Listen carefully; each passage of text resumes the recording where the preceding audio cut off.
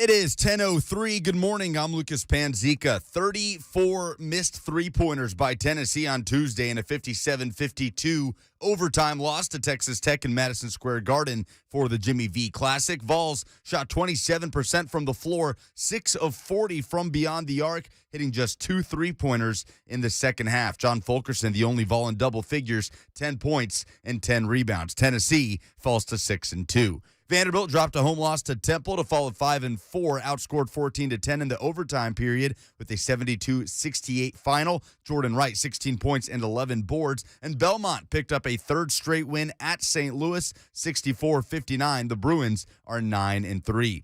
Preds grabbed a 5-2 win over the Detroit Red Wings. Ryan Johansson, Roman Josi, and Dante Fabro, each with a goal and 2 assists. Preds sitting third in the Central Division.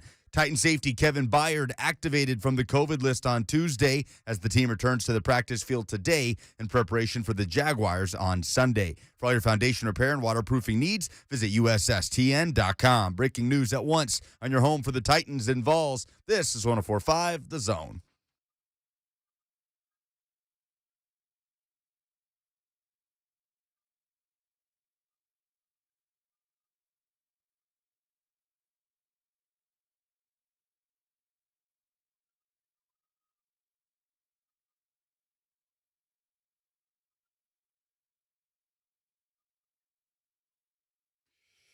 Good morning.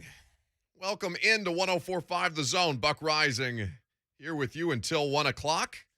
A lot of good stuff to get to over the course of the next 3 hours, and we're glad to have you along for the ride. 615-737-1045 is how you jump in on the conversation. 615-737-1045. I was going to open with Tennessee basketball last night, and I had a lot of passionate thoughts about what I suffered through, what we all suffered through into overtime in a loss against Texas Tech because the product was fairly untenable. But we'll do that with Ron Slay instead coming up next because there's been some breaking news about, 15 minutes ago in the NFL. Zach Cunningham, who, if you are unfamiliar, I imagine you would be familiar if you've paid attention to local sports at all, given how successful he was as a linebacker at Vanderbilt, got drafted by the Texans, and he's been waived this morning in a move that is shocking, maybe not the right word, but surprising certainly because of the talent that he possesses, the fact that they gave him a big contract not that long ago. And after being late for a COVID-19 test and the team making him inactive, apparently there's been some more disciplinary issues since then with the Houston Texans. They straight up waived him this morning. And now he'll go to the waiver wire. I'm currently trying to track down at this point where the Titans fall in the waiver order. It looks like mid-20s. This is the problem with trying to figure out the waiver order every week. Every time you look it up, there's 6 different answers, and none of them end up being right. So I've outsourced this question to somebody within the Titans organization, and hopefully we'll get a good read on that here in just a second throughout the course of this segment. But this is pretty interesting for I guess we're just going to open the show laughing at the AFC South again for every team not named the Titans or the Colts. The Jags and the Texans cannot get out of their own way. Lucas, if you could look up for me, if you wouldn't mind on Spot Track, what his dead cap hit is, because he just signed he's 26 years old. He was just signed to a fairly lucrative extension as far as inside linebackers are concerned, and they're about to eat a ton of money on this. It's pretty shocking, the fact that they would do it. Now, it's clear and obvious that he's sick and tired of what's happening in Houston, as I'm sure many players in that organization are.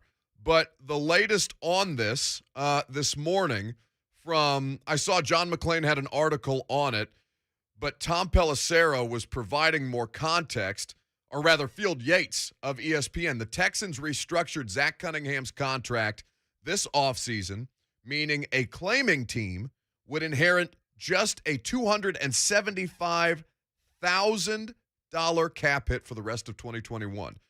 He's 26 years old. He has no guarantees as of now for next season, making him even more likely to find a team via waivers. Mark Berman of Fox 26 in Houston was the first to break the news. It looks like, based on the timeline here, that the Texans are waiving Zach Cunningham. I mean, this is a conversation, and it's funny because normally on Wednesdays we'd have Will Compton on the show, but you guys know that, most of you probably know, that Will got a job yesterday, and it wasn't here in Tennessee. But I happen to know that the Titans were exploring the possibility of bringing him back and that they're working out, or have worked out this week, some inside linebackers. You know that Rashaan Evans and David Long have not played in some time due to injury. And you know that Monty Rice left the Patriots game, and I need to look up exactly what the injury was, but he was placed on IR before the bye week. So they are, the Titans, pretty thin as far as inside linebacker is concerned. Dylan Cole's a great story when he forces that fumble on special teams to set up a touchdown. I believe that was against the New Orleans Saints. But this is not something that they can, I don't want to say, they can survive with mixing and matching parts across the board. They've done it all season long. But at some point, those deficiencies, as far as the inside linebacking core are concerned, are going to resurface, particularly with David Long, because he does so much so well within this defense. And it's nice to have Jayon Brown back, but it is something that they should absolutely be interested in.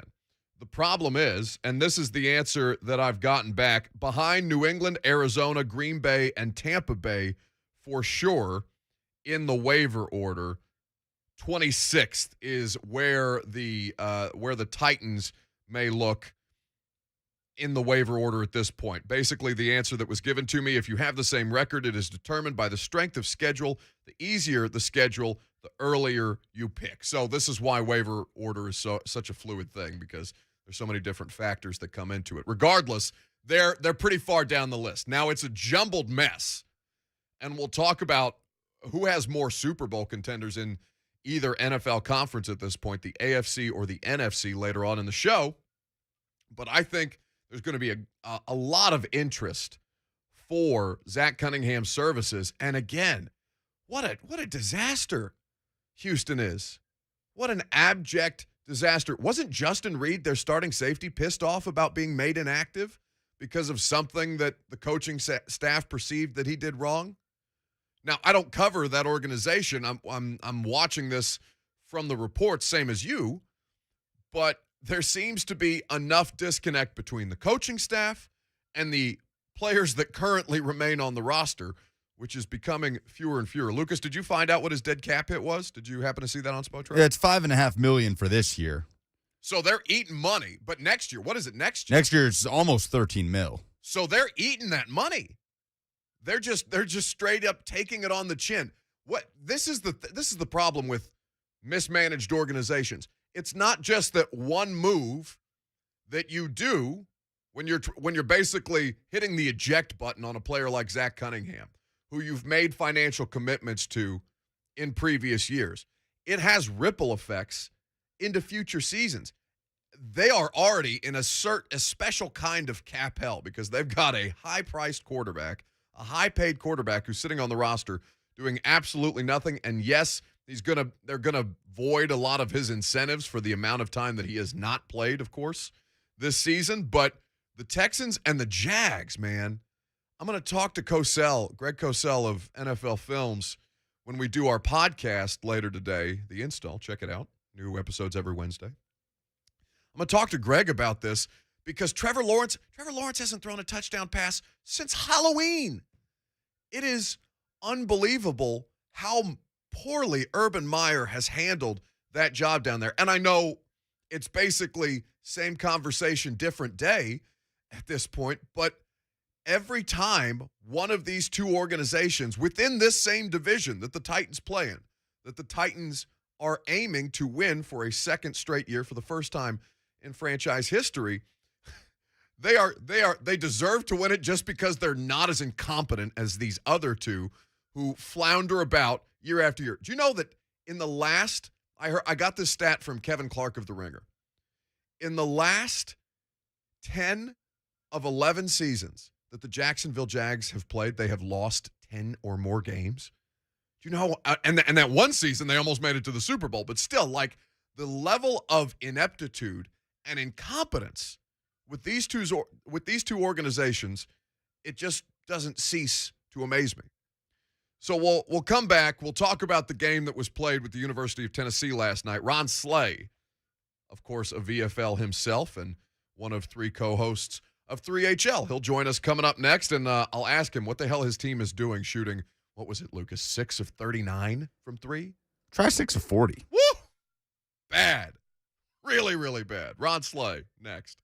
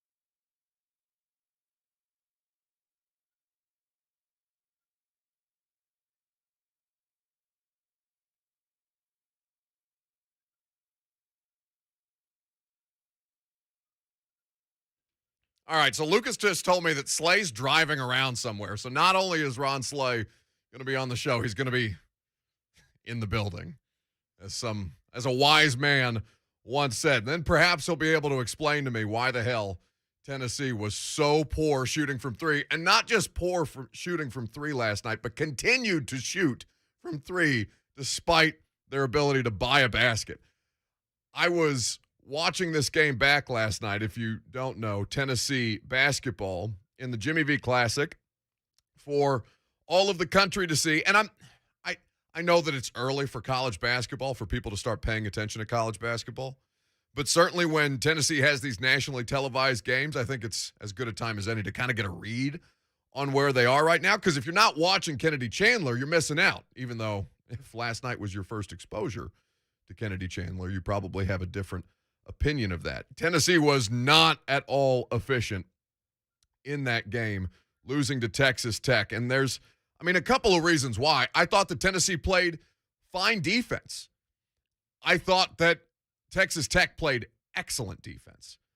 Their lineup, Dan Shulman on the broadcast last night said that the entire starting lineup for Texas Tech was somewhere between 6'6" and 6'8". So they've got enough, it's not pro length, but they've got enough length to bother a team like Tennessee, especially when the Vols have this tendency under Rick Barnes, and I'm not sure why it is, to kind of get in these offensive ruts.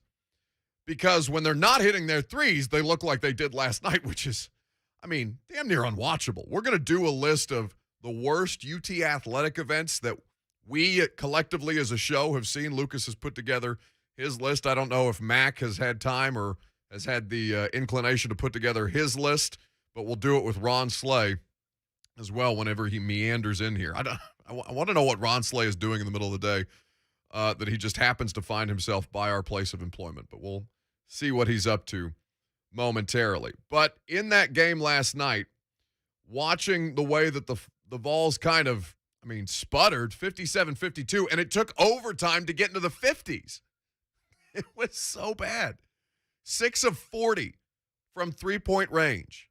34 missed threes is untenable. And I wonder how Vols fans, because it always comes back to Rick Barnes, right? It comes back to what are your expectations for a Rick Barnes coach team, and how different are they from the regular season, where he excels, of course, where he's able to recruit talent, where they're able to win games, where they're able to look like, at times, the best team in the SEC. To tournament time, when it's a much different story around Rick Barnes. Texas Tech, losing to an unranked team in college basketball is different than losing in college football. You obviously know that. There's many, many more games and the opportunity for teams to regain their position. So Tennessee losing to an unranked team yesterday, I thought Texas Tech has a lot of promise. And Jay Billis seems to think that they have some pros on their roster and in their lineup. But watching that game was such a struggle. When you go in the second half, when you go 10 minutes, these halves are 20 minutes. You went almost a quarter of the game without a field goal.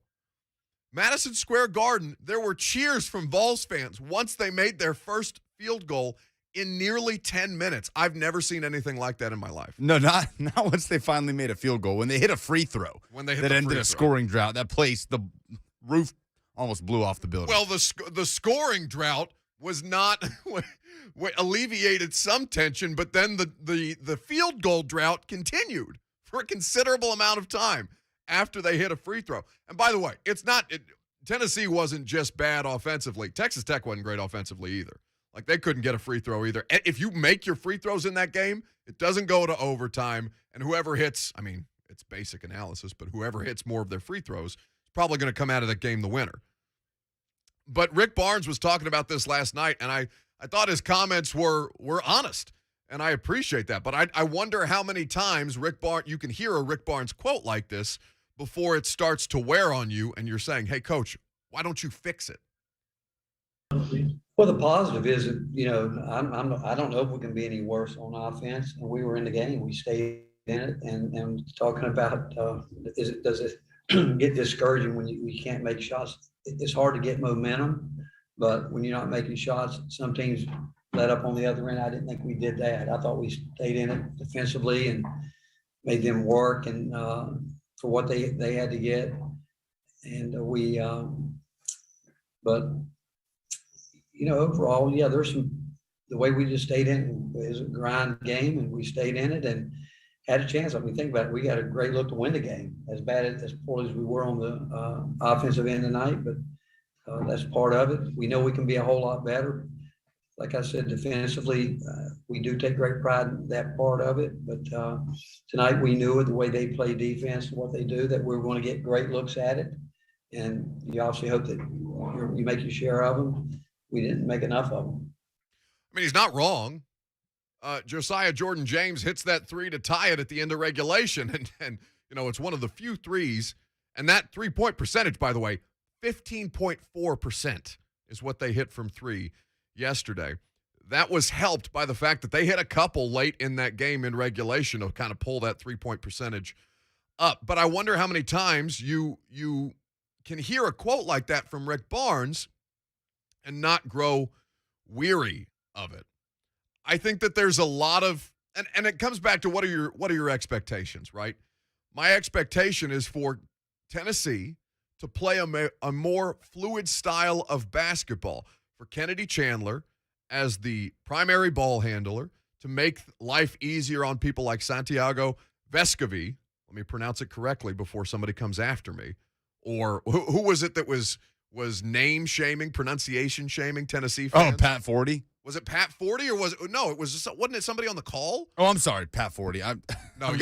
You just hate Pat Forty. Pat Forty is in my mind from the Ole Miss trash on the field stuff. No, it was Fran, right? Fran Fraschilla. Yeah, it said for you idiot Tennessee fans tweeting at me. So not a first offense when it comes to Tennessee fans. Why do going people head-to-head do this? Why do people intentionally? Because you know what you're doing if you're Fran. Fran's on social media. You know what you're doing if you say these idiot Tennessee fans. One, you should never call a fan base idiots, even if they're behaving unceremoniously or shouting you down. You should have more composure than that. I say this as somebody who has almost zero composure on social media, so let me not throw stones from the glass house. But I love that you immediately went to Pat Forty. That makes me so happy.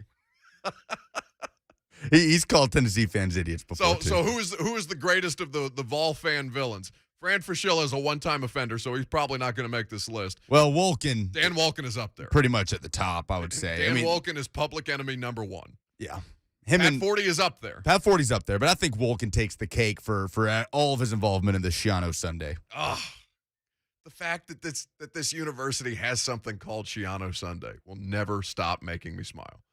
It's an insane story. But we'll be joined by Ron Slay here in just a second, and we'll get better insight and analysis other than just unwatchable basketball. I think, though, Lucas, we should talk about, because I came out of that game thinking, and I saw my buddy Charlie Burris of A to Z Sports tweet this out last night. Charlie, a diehard Vols fan, who lives and dies basically on every game, football, basketball, baseball, that the University of Tennessee plays.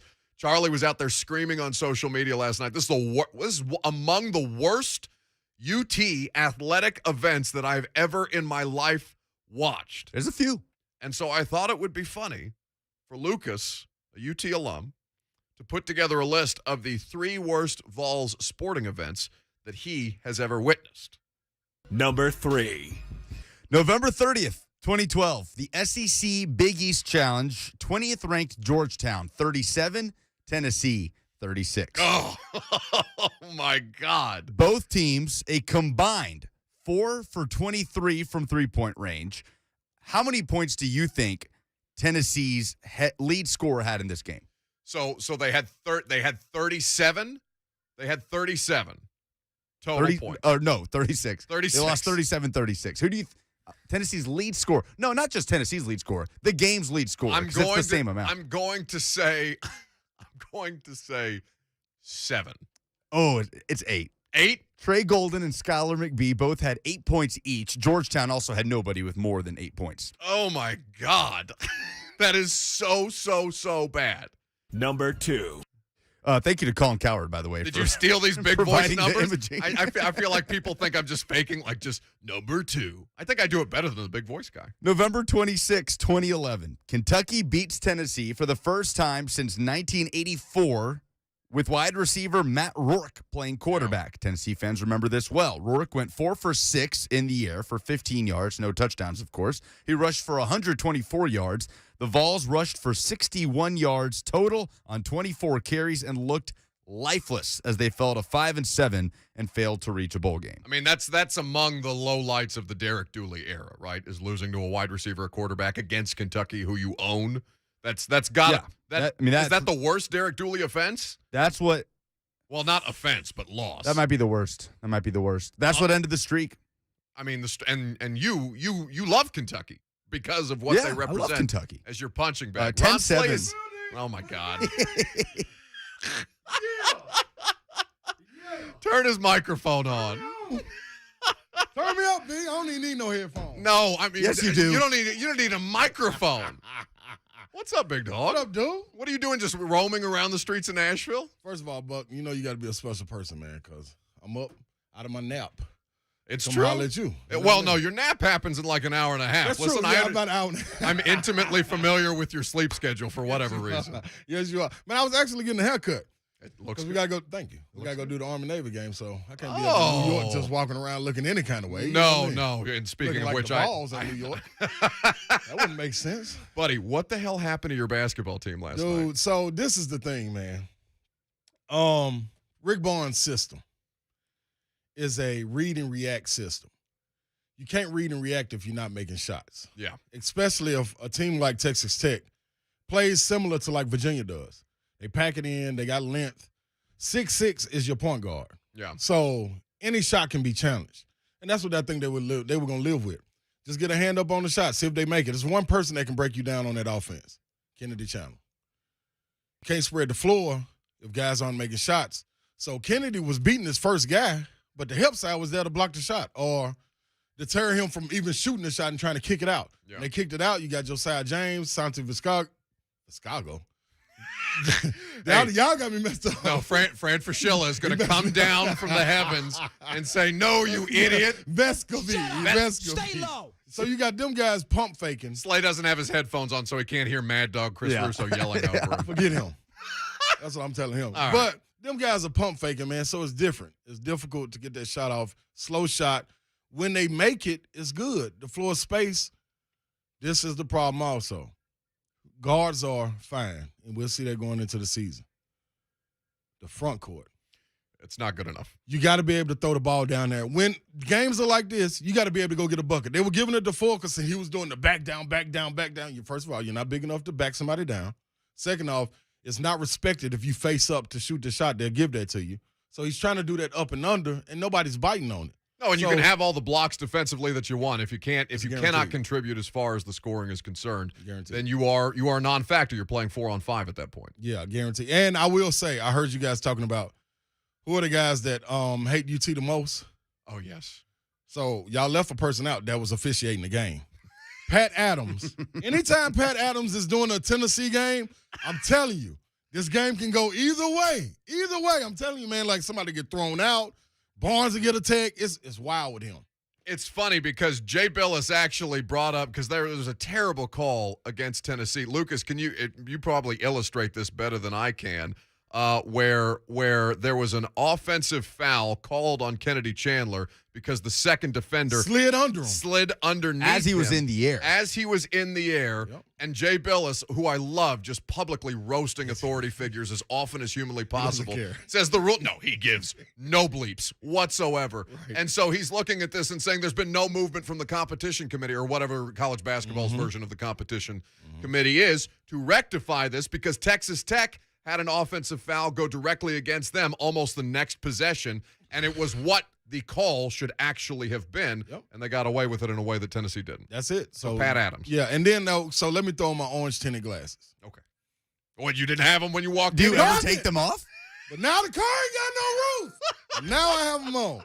This is what I'm telling you. Dude, 44-44. I hate Terrible it so score. much. But with that being said, you got your best percentage shooter with a wide open look to end the game. Hey, man, if that happens, if Santi makes that shot, we're not having this kind of discussion right now. Because you say, you know what, you'll take them how you win them, you lose them how you like. You missed it. Yeah. You know what I'm saying? And if that's what you're going to be predicated on, it's going to be difficult to move forward deep in the tournament. You're going to win some games. Look at Alabama. They swept through the SEC season last year. You know how they play, layups or threes. Nate Oates is feeling himself, by the way. Oh, and he should be. Yeah. I mean, they got some guys. We talk about Kennedy Chandler, but Davison at the point guard spot and Shackelford, they got some dudes. Yeah. You know what I'm saying? So it's going to be interesting to see this offense. I thought Justin Powell was a guy that could get the ball on the wing and go get a bucket. There's something going on now. He's not yet in the starting lineup. He's playing limited minutes, 13 to 15 minutes a game. Can really shoot off the move, but Victor Bailey Jr. is not going to be the guy. He's a streaky guy. Yeah. Josiah Jordan-James, he's a Swiss Army knife. You need him when you go in the woods and you get lost, your car break down. What happened to him on that fast break? Did he get hurt? Now his ankle buckled. Now I'm surprised he got up. Because I thought like he like tore something. That's what should have happened. That was scary. Well, that was what should have did. I mean, you're right. That's not what should have happened. Slay sitting there. If you miss a wide open layup that badly, you better have torn something. Well, he buried the three after Come that. on, and it looked like he was gonna lay it up. Yeah. First of all, you're supposed to be trying to dunk in Madison Square Garden, but that's what I'm neither here nor saying. there. Like I didn't understand why he went up so passively. Hey, man. But it's you got guys that can get buckets, but you got to be able to space the floor, and you got to be able to. You're gonna go up against defenses like that. Yeah. You know what I mean? That's gonna muck up the game. Texas A&M, Mississippi State, they play defenses similar to that way. Buzz Williams and my other guy, Ben Howland. Yeah. They play defense like that. So you got to get used to it, and it's gonna be something going forward. Olivier Kumwa, what happened to him? Started out the season, first 2 or 3 games, like, oh man, we got a low post threat, hook shot, 3, stretching the floor. That man played about 4 minutes. I mean, they've discerned something. It comes back to these front court issues that you were talking about earlier. Zakai Ziegler is interesting to me, but it's a lack of consistency. And what I want to talk to Ron Slay about coming up next, we're going to make him do what we had Lucas do, come up with his 3 worst UT sporting events that he's ever watched, because I think last night is up there. Still haven't given number 1. You haven't given number 1 because the walking Four Loko came into the room, into the building, as Lebowski has described him in the chat on YouTube. Wild AF and possibly breaking some kind of law. He is Ron Slay. Of course, you can hear him 3HL 3 to 6 on 104.5 The Zone, but he'll stick around if you don't mind, Slay. Yeah, I'm cool with it. Coming up next. Let's do it.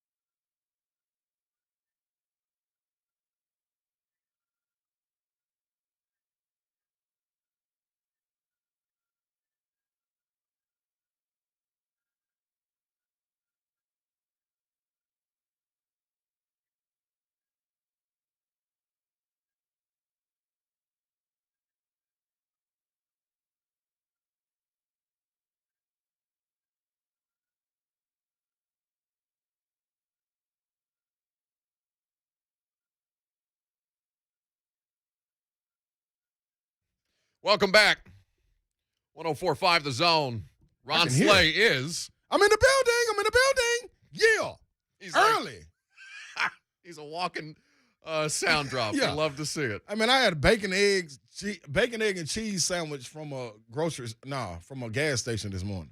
And this gives you like superpowers? Like what is It was good. Sustenance. It was good, baby. You are the only person I know in my life who would ever say that. It was so good. This is the last time we had Slay on the show. He was sending us pictures of the pancakes that he made that morning. Ooh, hey man, I'm telling you, No, it's a lovely kitchen setup. man, can't nobody mess with me on my cakes. I'm telling you, boy. No, I don't cook. I don't cook. I don't either. Anything. No. I just cook my I stuff almost that I said know. a bad word into the microphone. BS, you don't cook. What do you mean?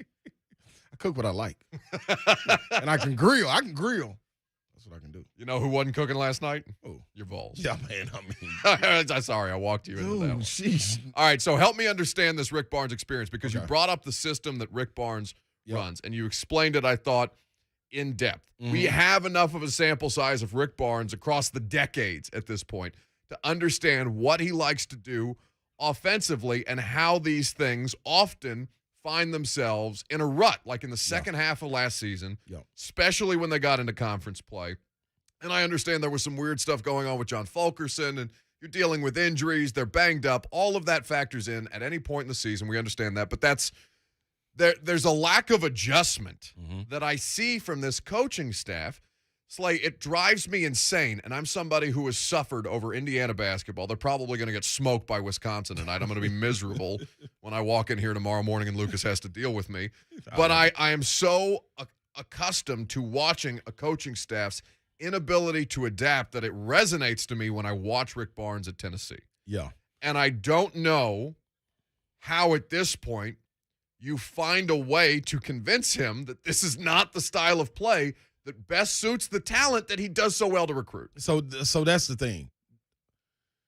It hurts. You look at his successful years. He gets guys like, even dating back to Texas, LaMarcus Aldridge, and he always got a guard to go with him, DJ Augustine. Yeah. Or, Daniel Booba Gibson, somebody of that nature. But LaMarcus Aldridge was on the elbow. Even when he had KD and the game slowed down, he was able to put KD on the elbow. When he was successful at Tennessee, he was able to put shooters around Grant Williams on the elbow. Even Robert Hubbs going in his senior year, Robert Hubbs on the elbow. With Fulkerson, when he started to advance and like, wait a minute, Fulkerson, the all-SEC player, he was on the elbow. Yeah. So right now you don't have that. That's the problem. You always have to have a dynamic guard, which he had in Jordan Bone. He had in Kevin Punter. Now you saw TJ Ford. Now he has a dynamic guard in Kennedy Chandler who can get his buckets, but that's in transition for his type of guards. Yeah. You got to get guys out there to space the floor to hit the shot, but you always got to be able to slow it down, put it inside. Doesn't have that right now. He's trying to develop that in Kamwa. Huntley Hatfield is a guy I believe that could get the job done, but something's disconnected right there. He didn't get to play much last night. Euros is who he is. But Fulkerson, he's overachieved to me. He's a guy that gets drop-offs. That's when he's doing good running the floor. So who do you find right there? Against Colorado, you saw Kennedy Chandler doing what? Posting up in the mid-post, getting Fulkerson lobs for dunks. So something has to happen. The guy is Josiah Jordan-James. To make this offense work, he has to be more assertive. Can't be the Swiss Army knife. We got to be able to depend on you on the offensive end when the game slows down to give you the ball on the block and make good decisions and finish. Therefore, you get this long run to the Elite Eight and all of these things, and you can live up to potential. Until then, like you said, he got to be able to adapt to the guys that he has. He never had to. So well, and and this is what drives me, and it's always the case because I look at just another college to pro comparison, and my default is obviously NFL because that's what I cover every day, right? And I'm looking at Urban Meyer, where it's easy. It's the easiest thing in the world to be the smartest person in the room when your third string quarterback can win you a national championship. You don't have to adjust to the players in a way that you so much do at the pro level. Anytime a college coach struggles with these adjustments. And maybe this is far more commonplace than I'm willing to assign it, and maybe I'm just hyper-focused on it because I see it happening here locally, quote-unquote, for lack of a better term, at Tennessee. And I think that Brandon Huntley Hatfield, I think he can be that player. I do too. He's just not ready, but why is he not ready? Now, of course, the players are more than welcome to step up at any given point. Right. It comes down to execution as much as it does the plan that's put in place by the coaching staff. But and maybe it's unfair for me to default back to coaching every time. Right. But that seems to be the root of all evil, for lack of a better term. And that it drives me crazy that I feel like we've already seen Rick Barnes' ceiling when the talent level indicates that they should have a much better chance at achieving at a high level. He's got to get a combined effort from everyone. Huntley Hatfield is a guy who reclassified to come into school early. He really needed one more year of high school. But if you saw the growth from him entering in the spring to right now, totally different guy. So it's coming along. Hopefully, by the time SEC play comes, he can come into that role. But I don't think it's a development part that's missing from it. I think he gets the guys there because you've seen it in guys like Schofield. You've seen it in Grant Williams. You've seen it in guys like Fulkins and Kyle Alexander's one. Yeah. He's no way he's supposed to be playing pro right now, but he is. You know what I'm saying? So the development is there. Just got to figure out what it is. Now, you got to understand, too, a lot of guys left that were good to adapting. And I'm not just talking about the players. I'm talking about the coaching staff, too. Yeah. You got Kim English who left. You got Coach Lanier who left. You got Des Oliver. All these people went to go do head coaching jobs. When you talk about development and keeping guys there, now you need guys, Rod Clark to step up, Gainey to step up, Coach Schwartz, who's been there for a while, to step up. Now, y'all show it, too, because actually Rick Barnes is system guy, discipline guy, keep you in line, do what you're supposed to do, run my system, this is how we're going to do it, and a great figure. Yes. You know what I'm saying? But everybody else got to do their part, too. So I'm with you on the coaching thing. If you make shots, that's what it's going to come down. Like, if we're going to look deep into it, we can pick it apart. But make your shots. That's all. Listen. Don't go you miss 19 6 of 21. of 40. That's what I'm saying. 6 of 40 from 3. Go 12 for 28. That's all. Go 9 for 30. I got so mad because they kept taking shots. They disrespected Madison Square Garden. And not just them, because Texas Tech was not good offensively either. I love the way they play defense, but I don't want to watch basketball that way. And I guess don't what, want though, to do bro? it. Guess what? This is what they got to do also, which won't happen in a Tennessee basketball game. The run-outs that Texas Tech was getting. Yeah. Like, that's not going to happen. Santi and Kennedy, I can guarantee, are in film session this morning watching that. Dude, who's supposed to get back? Yeah. This was one rebound, not a dribble, but just an outlet pass ahead, and it was a layup. So take 8 to 10 of those points away, you got a totally different ball game. And they don't get on that run because they couldn't make shots either. But you're going to give them easy layups when Santi's missing an easy one, Kamwa's missing an easy one, Kennedy's missing a floater. Like, that adds up. So that little separation in the game when they went up 8, now you got what you got. You got to fight to get out of the hole, and you got to depend on yourself to make a shot. Josiah Jordan-James bails you out. Vescovi has an opportunity to make the shot to win it, to erase everything. But now you go back to the film study. I'm going to tell you this. You got a chance to get it back. You got Arizona coming in Thompson Bowling, number 11. Spank them up. Get them out the way. And then you got Bridgestone where you play Memphis. Get those back, and you still be in the top 15. Everything will be fine. SEC play going to Alabama, that's going to be different. You have to come on before they play Memphis. Oh, I got something for them. Yeah, Lil Penny. Hey, I don't know what. You done went and got Rasheed Wallace. You got Larry Brown. That still ain't working. You went and got 2 top 5 draft picks whenever they come out, and it still ain't working. I'm going to say something. We talk about Rick Barnes. Penny, what you going to do? Don't give me. Save it. Don't do it yet. Oh, okay. Not yet, Slay. Don't pull the string in my back, Buck. We popped the top off the Four Loko, and we all got drunk. We shook it up first. We should have. Who told y'all to open it? No, he shook it up. He's sitting on the top shelf. He's not absolved of responsibility in this. He shook it up. Y'all wanted me to. What's your top 3 worst athletic performances that you've watched the University of Tennessee? Football, basketball, anything. Top Number 3. 3. Ooh, that's me. Okay. I like that. You saw the sound effects. Okay. Top 3. Do better, hunk. Yeah. 3. That would be the Lady Vols not getting to a championship game while I was in school with Tamika Catchings and a roster that they should have been. A crime. Yeah, Pat Summitt had them playing great. Oh, my gosh, the press was on. Just a couple of things that didn't go their way, but that's one. Number 2. Woo! Number 2. When I was in school, the football team going to the SEC championship after beating Florida late in the season to get to the SEC championship, and then the debacle not getting the job done when they could have went and win another Nick national Saban championship. Yeah, that's a problem. So Number 1. number 1 involves me. The debacle for us to go on to the Elite Eight and then finally the Final Four and have a rematch with Florida and smash them in the national championship game, playing North Carolina. We were ahead in that game. The plan was get Brandon Haywood in foul trouble, but we didn't expect him to foul out. I remember that. He game. fouled out, and Ed Cota, a point guard, just took over the game, and we had no answer for it. Joe Forte hit shot after shot. We were going to play Tulsa in the next game, who beat us in Puerto Rico earlier that year. We were going to spank them. Then we were going to beat Florida to go and play Michigan State, and we wanted Michigan State. And you didn't Lord, we didn't get none of that. That's my top 3. Does it make you feel any better that Florida lost last night to Texas Southern? It's the first loss or the first win that Texas Southern has on the season. 6-2 now. The Gators, a ranked team in the top 20, lost to a 1-7 Texas Southern team. They last were night. 0-7 walking in there. So bad. In the O-Dome. People ask me the most difficult place to play in college basketball, SEC, without question, especially at that time, Florida. Hands down, ain't no question. Not last night. For at least 10 to 15 years, Florida didn't even show up. Slay, what year was your number 1 worst performance? What year was that? 99. 99. Mine was 08 involving Ramon Foster. So unfortunately, you got. Are you going to put the brothers in there? I know. I'm so sorry. Oh, I don't want to do this. What did you just do? You put yourself in there. No, but What did you just do? I didn't know he put Ramon in it at first. Well, I it's didn't hear that. 2008 homecoming loss to Wyoming. I think Ramon agrees with me. Yeah, but I didn't hear that.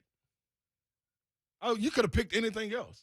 Oh, there's several to pick from. Yeah, well, pick something else. Don't put us in the same category. Like we just a downfall to Tennessee. I think it's their fault. I think. See, well, and then you sit on that. but Nicky, Sit on it and spin, Buck. sit on it and spin. Ron Slay. 3 to 6 is when you can hear this kind of energy along with Brent Doherty. Yeah. Don Davenport on 104.5 The Zone. They kill it. He's in the I building. lost my key card. You lost your key card? Yeah, Mac had to go let him in. Yeah. Lucas has to let me in. In fact, I think we haven't had an incident in quite some time. Been a It's like couple an weeks. injury. Like 0 days since incident. I've had my key card almost every day for the last 2 weeks. Wow. So right, yeah.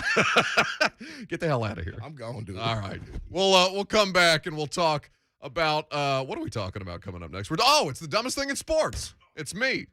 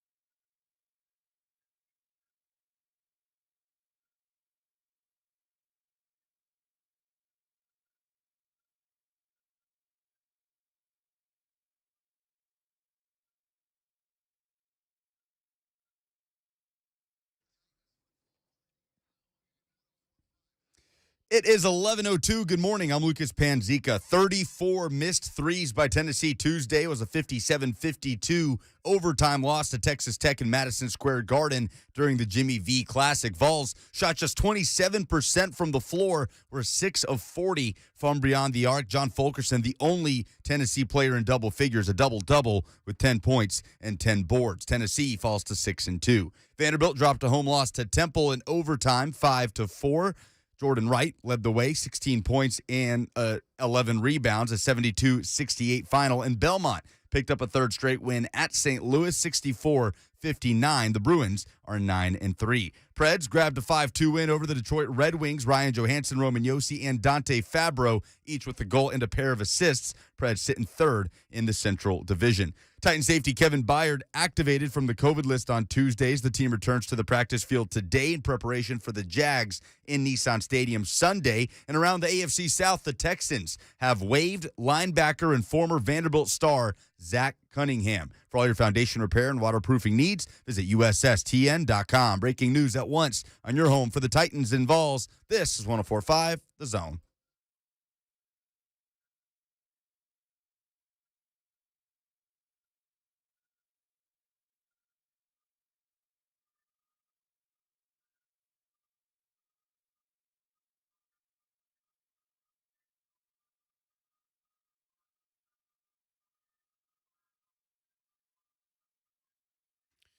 Hour number 2 is off and rolling.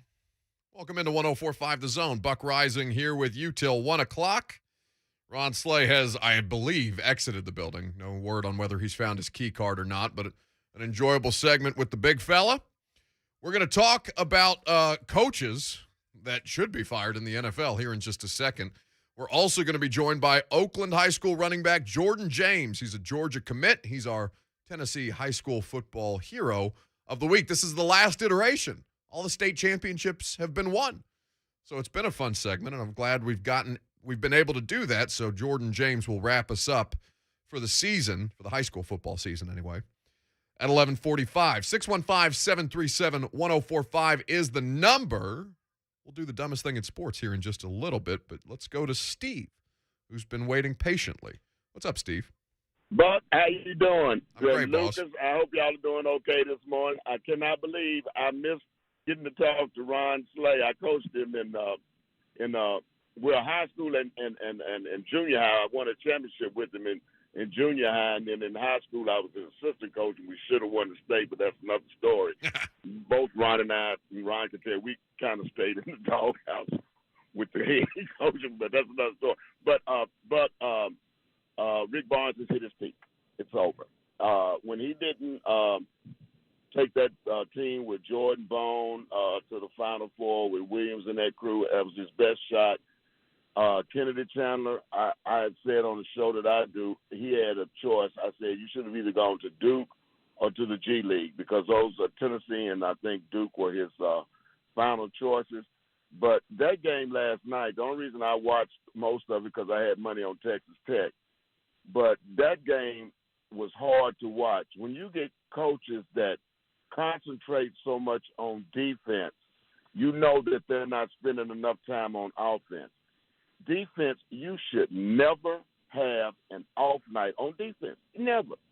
That's why when I was coaching, I spent a lot of time on offense, and I played multiple defenses.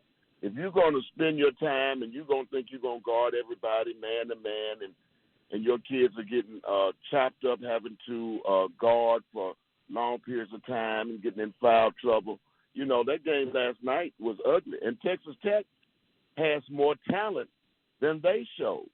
And I thought that they were going to improve offensively under this guy. And I'm like, you know, that was hard to watch. No, but beyond hard to watch. Lucas, about Indiana, Buck, about Indiana, I'm sorry. I think you might have been right.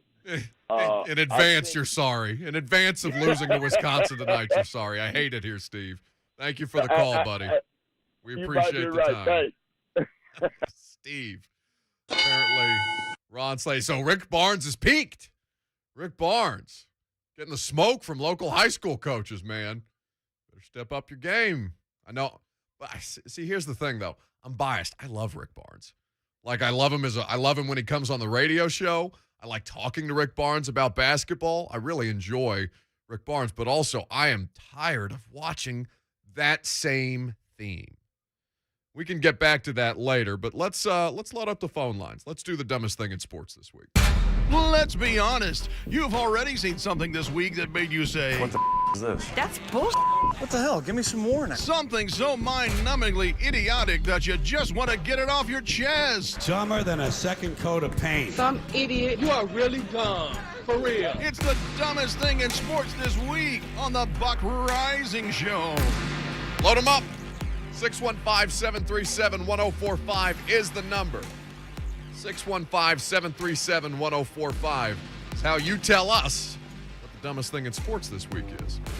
We will get to your phone calls momentarily. Lucas and I have our own nominations. I don't know, Lucas, do we want to throw Mac into the fire? Do we want to have him nominate something on the spot for the dumbest thing in sports? Perhaps. We'll see. Yeah, he's got one. All right. Very good. 615-737-1045. Allow me to start the bidding, shall I? Now, we have the best listeners. Many people are saying this. We have the best listeners in the world, as far as I'm concerned, especially because they send us content all the time. And so, Big Jiu-Jitsu Guy, that's the name on Twitter, at Eleno Holds, sent me this morning. The dumbest thing in sports this week is Matt Nagy, and let me tell you why. Because of this tweet that Big Jiu-Jitsu Guy sent me last night, or this morning rather, from Bill Zimmerman, who is a producer at Mad Dog Sports Radio on Sirius XM. Matt Nagy's passing offense, of course, of the Chicago Bears. If you're unfamiliar, he's the head coach. You shouldn't be. We've ripped him enough on this particular radio show. Matt Nagy's passing offense is averaging 173.8 yards per game. It's dead last, 32 out of 32 in the NFL. But that's not what makes him dumb. By comparison, Sid Luckman from 1943 to 1947 averaged 189.5 passing yards per game. Matt Nagy's passing offense is less efficient than the 1940s Chicago Bears. That is the dumbest thing in sports this week. Can I get an amen from behind the glass? You're so stupid. Beyond stupid. Horrific. Inefficient. Disgusting. Throw up on yourself style of offense that Chicago sports fans have been subjected to for entirely. Do you know Matt Nagy won a Coach of the Year at one point because Khalil Mack was an unstoppable force in the NFL? Matt Nagy literally rode him like a horse to the Coach of the Year because they had one of the best defenses in all of football, and they were able to, cover up some of the warts that, who was my guy? Mitch Trubisky. Trubisky, yeah. Mitch Trubisky. Backed into the playoffs with him last year. Less efficient than 1940 Chicago Bear football. That's the dumbest thing in sports this week. The Bears, or I'm sorry, not the Bears, the Bills, I don't know if they do this for every home game, but the Bills, before Monday Night Football against the New England Patriots, honored Terrell Owens as their Buffalo Bills Legend of the Game before kickoff. Raise your hand if you remember the fact that Terrell Owens played for the Buffalo Bills. Of course, this is an audio medium, so we're going to have to assume that many of you are raising your hands. But I'm not raising my hand for those of you watching on Zone TV, nor is Mac or Lucas behind the glass. Nobody in the building is raising their hands. Nobody. Now, when you look at it, he played in 2009 for the Buffalo Bills, one season, did play in 16 games, started all 16 games, 55 catches, 829 yards, and 5 touchdowns. Not bad. I think the Titans would take the 2009 version of Terrell Owens that apparently played for the Buffalo Bills. It's not quite as bad as the Dallas Cowboys referencing Cowboys legend Eddie George in a tweet as they did this past offseason when George played in like 5 games for the Dallas Cowboys. That was only this offseason. That seems like a million years ago, but that was laugh out loud funny. So it's not to that level, but maybe it is because Terrell Owens a few years ago was handed the keys to the city of Buffalo because he played in 16 games for the Buffalo Bills. That's my dumbest thing in sports this week. I think that's a fair nomination. 615-737-1045 is how you nominate the dumbest thing in sports this week. All right, Mac is going to be on the microphone for the first time.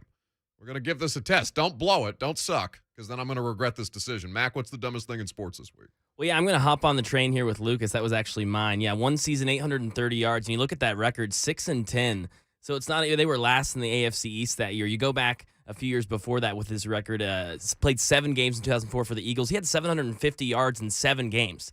Played 16 games a few years later for Bills, 850 yards, 5 touchdowns, his third lowest of his career there, which was obviously an amazing Hall of Fame career. Yeah, it was almost like they knew they were going to lose that huge game to the Patriots, and they just wanted something to distract from the loss there on Monday night. I'm going to give you a pass for not having an original dumbest thing in sports because I've just put you on the spot in a bad position, which I do oftentimes. But next time, we're not going to allow you to ride Lucas's coattails. Very good. Back to the shadows, Mac.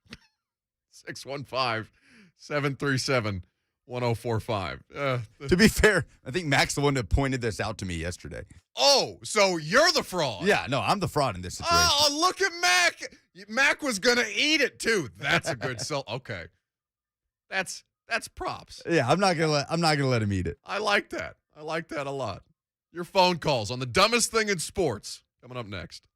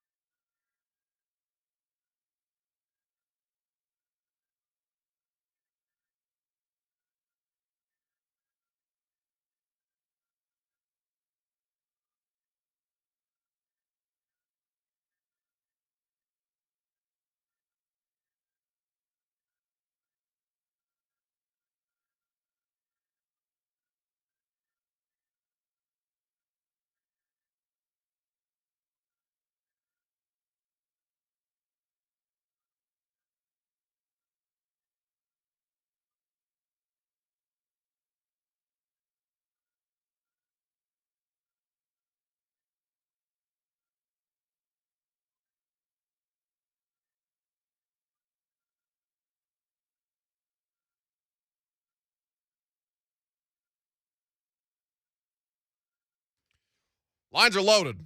It's the dumbest thing in sports this week. I missed this last week. I don't know if they did it without me, but we're happy to keep the tradition alive here on 104.5 The Zone. 615-737-1045 is the number. Now, if you missed it, Matt Nagy was my dumbest thing in sports. The Bears' passing offense is less efficient than it was in the 1940s, literally.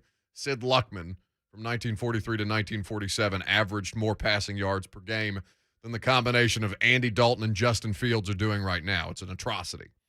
But it's timely because the coaching carousel in college football has just concluded, and as we get closer and closer to the end of the regular season in the NFL, that's going to ramp back up, and Matt Nagy is the odds-on favorite to get fired first. He was the favorite to get fired in season, and then Justin Fields has given him, some new life, even though. Why isn't Justin Fields hurt right now?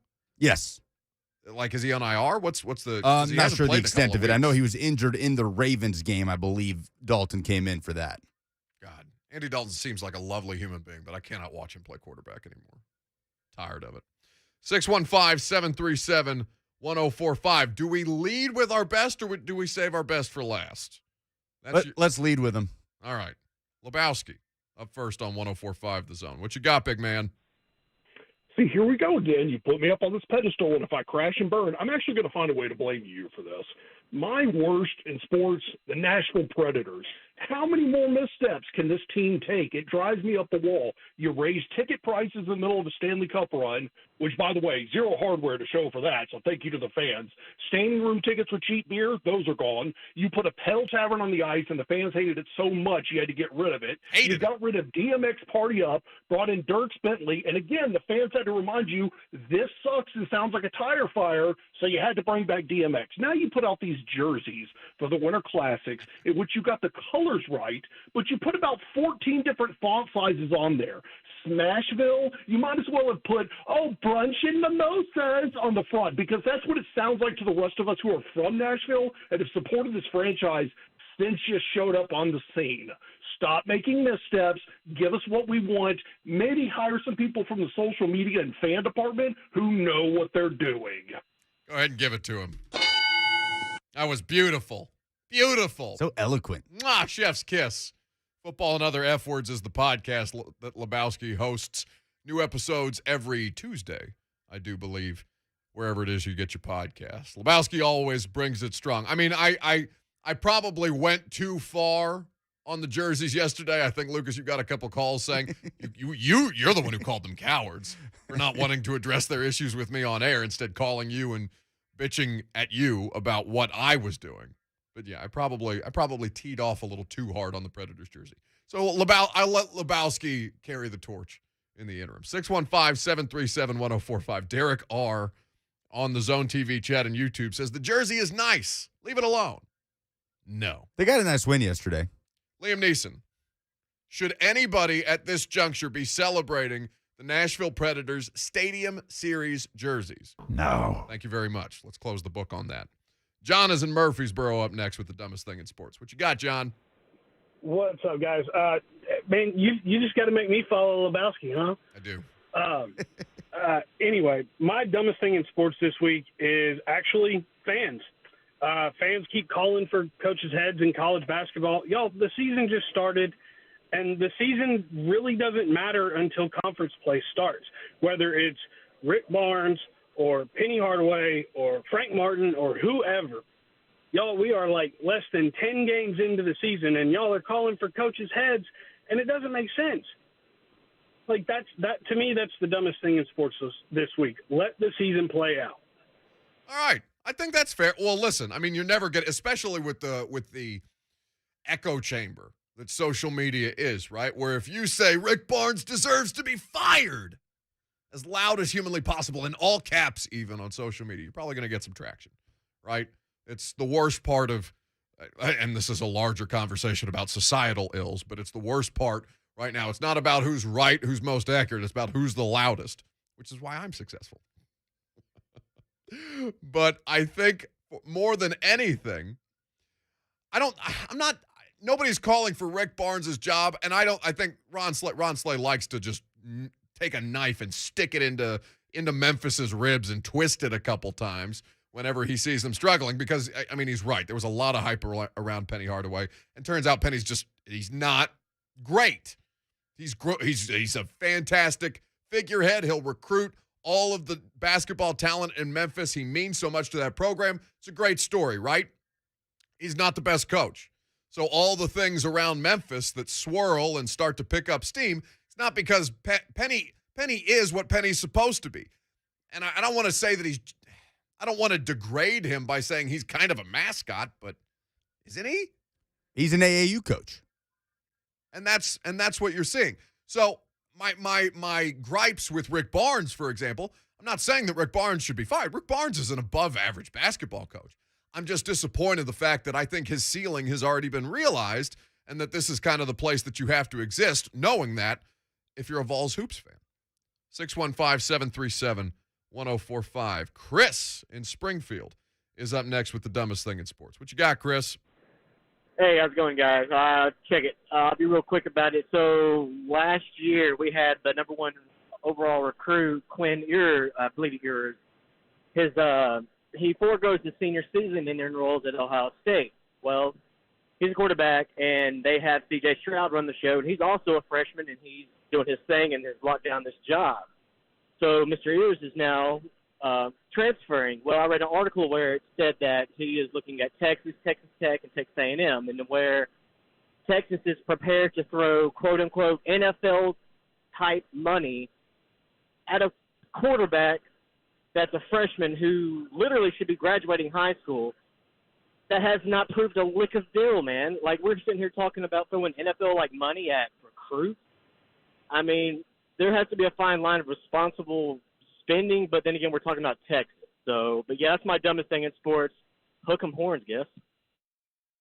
I like that a lot. Thanks for the call, Chris. This Quinn Ewers thing is fascinating. Now, Quinn Ewers is not the dumbest thing in sports. He might be the smartest thing in sports. My guy got the bag, and he got the hell out. $1.2 million. He's supposed to be a high school senior. Supposed to be in algebra right now. Instead, he's sitting on a pile of money. Now, if you watch Succession on HBO, you know that is not that kind of money isn't going to last you enough for a lifetime, right? It's like the Connor Roy bit if you watch Succession, where he's saying $5 million isn't enough. It's enough for you to spend like you're rich, but not actually be rich. This is why so many lottery winners go broke, because they don't necessarily understand that money is not big enough to last forever. But $1.2 million, if for a year, if you're reporting that on your taxes for 2021, it's not bad, bud. I don't think he's the dumbest thing in sports. The system. He's simply gaming this system. Now, when we talk about name, image, and likeness, and when we had these conversations during the summer when the Supreme Court did what is unthinkable in today's political atmosphere, went 9-0 on the NCAA's heads, you never get a unanimous feeling about anything in anything that's legislative right now. But 9 Supreme Court justices said, what the hell is this? Throw it in the trash. This is completely and totally unjust for the billions, with a B, that you're making off the backs of unpaid labor. So Quinn Ewers has gamed the system, because we're still in this exploratory phase of name, image, and likeness legislation where the NCAA is just saying, you guys figure it out. It's the Wild West right now. And so everybody is kind of going through this process, basically seeing how far they can push the line and how much money they can make doing it before there are more distinct structures in place that legislate where you're making the money, how you're making the money, how long you have to stay at a place that has given you money before you can jump ship to another place. Quinn Ewers is smart. He's just playing the game, and he's doing a hell of a lot better. Maybe he would be successful in not college, senior year of high school algebra. He's figured out how to make a lot more money very quickly than the rest of us. 615-737-1045. What's the dumbest thing in sports this week? Chuck in West Nashville is next. Okay, for me, I know it wouldn't be for a lot of people, but watching Dan Mullen with the SEC Network crew analyze the Georgia-Alabama game after the way his season went down, to me, it was so awkward and looked so funny to see that. That just looked dumb to me. That's what it was. That's outstanding, Chuck. Thank you for the call. I didn't see SEC Network's analysis, so he's one of the panelists. Right. So he's up there like they're he's asking up there with Dan Mullen how to beat this Georgia defense, basically. And he used some Tennessee tape, too. I missed all of that. Is Dan Mullen good at TV? To be honest, I didn't catch most of it. I was in the booth in Finley Stadium doing state championship stuff. But I heard he wasn't bad. I mean, he's a goofy little personality. He could be entertaining. He's entertaining when he's at Mississippi State. He's annoying when he's at Florida. Like, there's a much different level of scrutiny on Dan Mullen at a what is Zach Bingham of A to Z Sports? He's an Ole Miss alum, so he calls it Starkville a cow patty town. It's a lot different when Dan Mullen is on the big stage for everybody to see. Do we want to do some tweets for the dumbest thing in sports before I talk about which NFL coaches should be fired first? Yeah, Matt says it's Brian Kelly's fake Bayou accent, which we have certainly covered in depth. Okay. Jim says Miami football dysfunction with a capital U in dysfunction. Congratulations, Jim. I see what you did there. Eldon says he attaches a tweet from the Locked On Colts podcast Twitter account saying, I'm hoping this matchup happens in the playoffs for many reasons, and a screenshot of a projection of Titans-Colts in the first round of the postseason. You know, I had an interesting exchange that tweet reminds me of, because I was going back and forth, and I think I did a little bit of this on the show yesterday, why there is such bravado from Titans fans about the Patriots, about potentially seeing the Patriots if that was to arise in the postseason, and why, I had people telling me 9 times out of 10 the Titans win. Well, I mean, you're talking about, and I was having trouble processing. Yeah, you're just looking at it like a fan, and I'm not. And I'm not saying that my way of thinking is better than yours. Like, you're entitled to be proud and have bravado about your sports team, but like that, I'm kind of getting that same vibe it's going to be a homer situation. Locked On Colts podcast would indicate that that's probably got some degree of fandom in it. And I'm not saying that that's wrong. I'm just saying it's not accurate analysis. Like, nothing about the way that Carson Wentz plays makes me feel any kind of confident about what Carson Wentz is. And so in the same way that I think this bravado from Titans fans about, 9 times out of 10, we'd take down New England.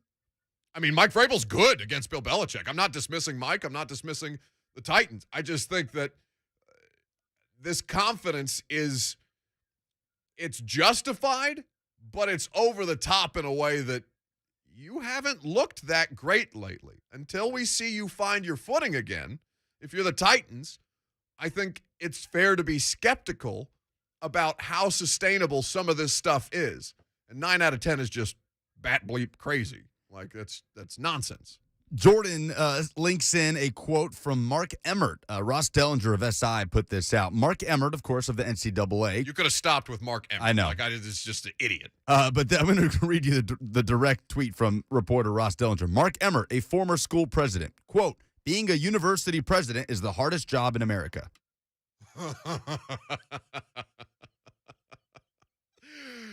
Oh, Mark Emmert. Just say one of the hardest jobs in America, right? Don't say the hardest job in America. Well, and he's also saying that because he basically turned everything over during COVID to university presidents because Mark Emmert couldn't be bothered. Thus rendering him useless.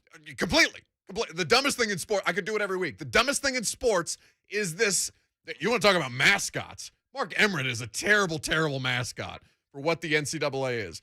Powerless, useless, toothless, and just exists to hand down, postseason bowl bans or recruiting restrictions or take away scholarships like 5 years after the fact. Who did that? Did they do that to Oregon State or Oklahoma? Somebody had that happen in basketball recently. Oklahoma State. Oklahoma State, like 3 years after the fact. Now this current iteration of Oklahoma State basketball is being punished because the NCAA just got around to it. Pisses me off. What doesn't piss me off is coaching carousels. I get great enjoyment out of them, even though it's probably kind of cold to do that about another person's livelihood.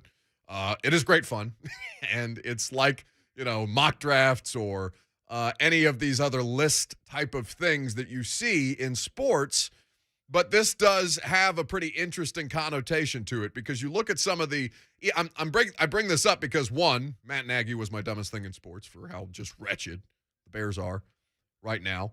But ESPN Plus this morning had an article that's co-authored by Dan Graziano and Jeremy Fowler, who are two of ESPN's NFL insiders and who are tied in to things like this. And we're at the point in the season where rumblings about what jobs might be open, who's underachieving, agents are starting to leak stuff out there like Cliff Kingsbury, where somebody tells Adam Schefter, yeah, Oklahoma's interested in Cliff when he just happens to be in a contract year. Very good. Trying to leverage your situation, Cliff Kingsbury. Anyway, so I'm looking at this list. Now, Matt Nagy is tops as to who should be fired. But basically, the synopsis of this is that if the Bears' job opens up, there are already rumblings about a candidate. And that's pretty interesting. Bills defensive coordinator Leslie Frazier is the favorite at this juncture to be the next head coach of the Chicago Bears if Matt Nagy does end up without a job at the end of the season. He's 32-28, Matt Nagy is, 0-2 in the playoffs, and they're currently 4-8 this season with an offense that is, again, reminiscent, in fact, worse than a 1940s Chicago Bear offense. But it's pretty interesting to go through the list because Seattle is listed as a job that could be open this year. Now, it is unclear whether Russell Wilson is still going to be in Seattle next season.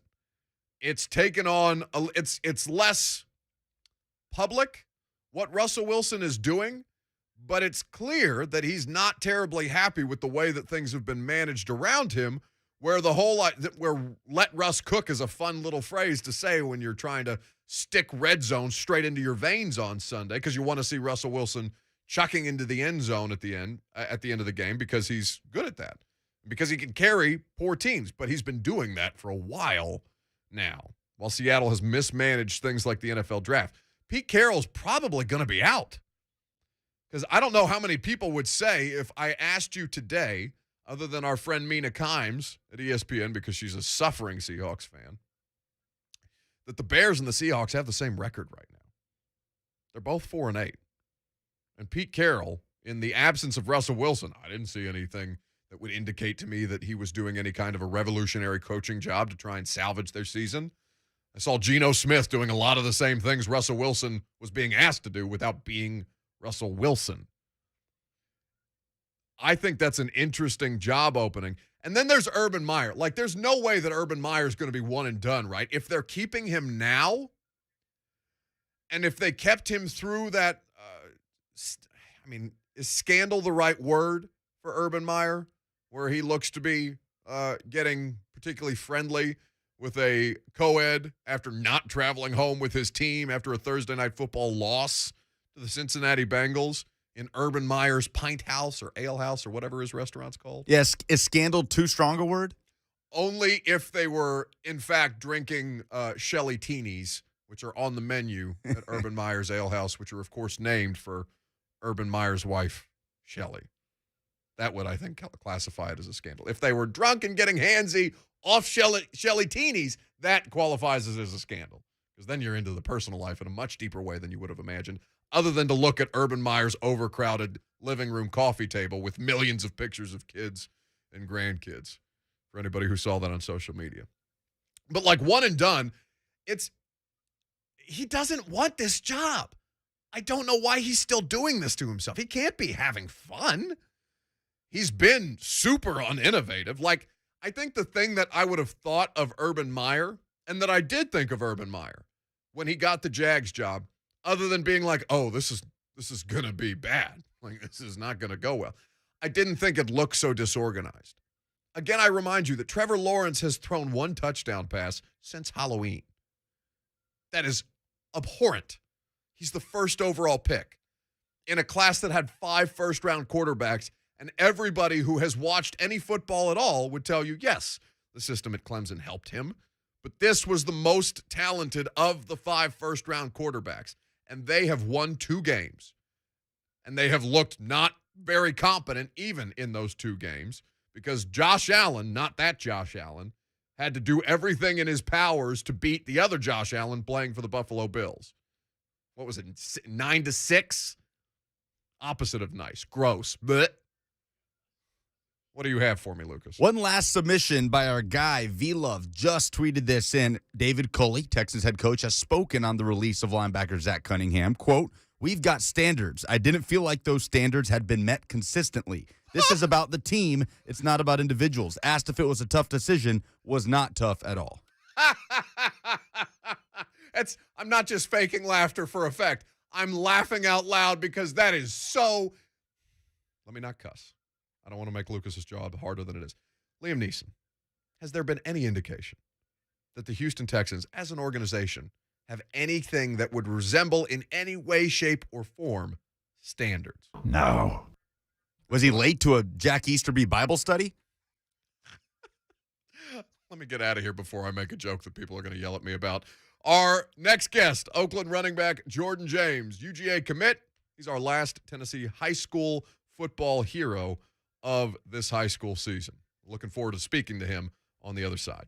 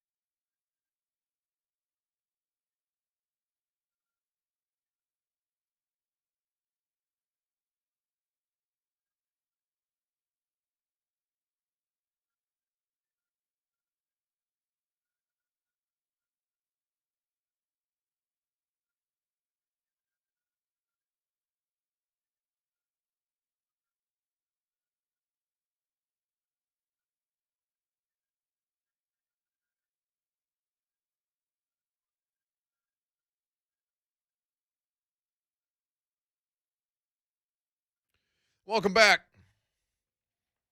Buck Reising here with you till 1 o'clock.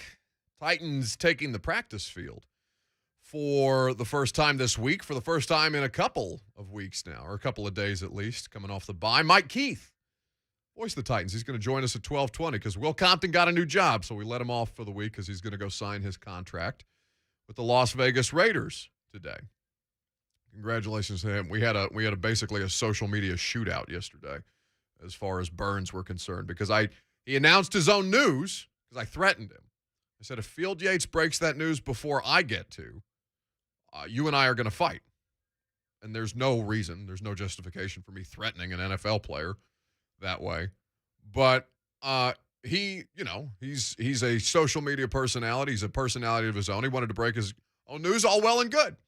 And so when he did, I took the picture of Kari Blossingame from 2019, Titans fullback, mossing the holy hell out of Will Compton the last time he was a then Oakland Raider.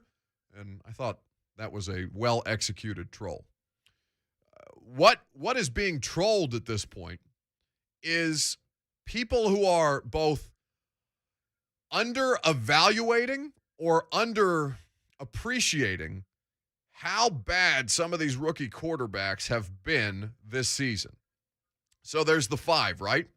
Now we have smaller sample sizes for some of them, like Trey Lance, who they've gone back and forth with in San Francisco. It feels like Kyle Shanahan is just looking for an excuse to get Jimmy Garoppolo out of the lineup, but at this point, that's not been the case. Mac Jones, who most recently didn't do a whole lot, but was on the offense of the New England Patriots that defeated both the Buffalo Bills and the Tennessee Titans, even if they're not asking him to do a whole lot of heavy lifting. You have Trevor Lawrence in Jacksonville, who has been bad. I mean, really, really bad. And I don't know how much blame to assign to that. And then, of course, Justin Fields in Matt Nagy's terrible offense. And who's the 5th one that I'm leaving out? Have I missed one? Who have I missed? Trevor Lawrence, Justin Fields. Zach Wilson. Zach Wilson. Oh, forgive me for forgetting the infinitely forgettable New York Jets. Because Mike White's been the better quarterback for the Jets this year than Zach Wilson has. Anyway. The Titans, of course, will play the Jaguars this week. And they never trailed in week, 5? When they went down to Jacksonville? Never trailed in that game, although they did make it a little closer than you would like for them to have if you're a Titans fan. So they handled Jacksonville with relative ease. They give you some moments where you're going to sweat it out. Jacksonville's trading touchdowns with the Titans at the time, but Kevin Byard's fumble return for a score allowed them to maintain that lead throughout the duration of the game, even if the lead got closer or the margin of victory got closer than you would have liked for it to. Now they'll play the Jags here in Nashville again. And I'm watching this. I'm watching them flounder. I mean, truly in a terrible way. And I don't have any great insight on Jacksonville other than to say that they look disorganized in a way that I thought, if anything, Urban Meyer would be better at. You can be the CEO of a program. You don't necessarily have to be smarter than Mike Vrabel or even David Culley or Frank Reich in the AFC South, but you can be what you are projected, what you're sold to us as, or what you're sold to the larger football community as, which is CEO, leader of men. Maybe you're not X's and O's smarter than the rest of it. I've heard that he was the best prepared analyst at Fox when he was a part of their broadcast crew. I heard he was great. It's a lot easier to do that job than it is the job of a college football head coach or an NFL head coach. But not as hard as being a university president. All right. You just want to keep taking shots at Mark Emmert the rest of the day? I think we can find a way to do that every segment. So Mike Vrabel is asked today about Trevor Lawrence, and I'm curious to hear what Mike Vrabel just had to say at the podium about 25 minutes ago about the Jags rookie quarterback, because I'm wondering if he's seeing a lot of the same things that we all are right now. Well, I mean, I think that obviously extremely talented, mobile. There's been some they've gotten down in some games, which have forced them. I know that he's really, really good in play action and some of those half rolls and the throwbacks. Really for him to be able to move the launch point and him throw back, and he hit a couple of those on us and other people as well. So arm talent's there. He makes a lot of throws, and he's willing to stand in there and take some shots too. So that's Mike Vrabel. That video on Twitter, courtesy of Paul Kaharski on Twitter.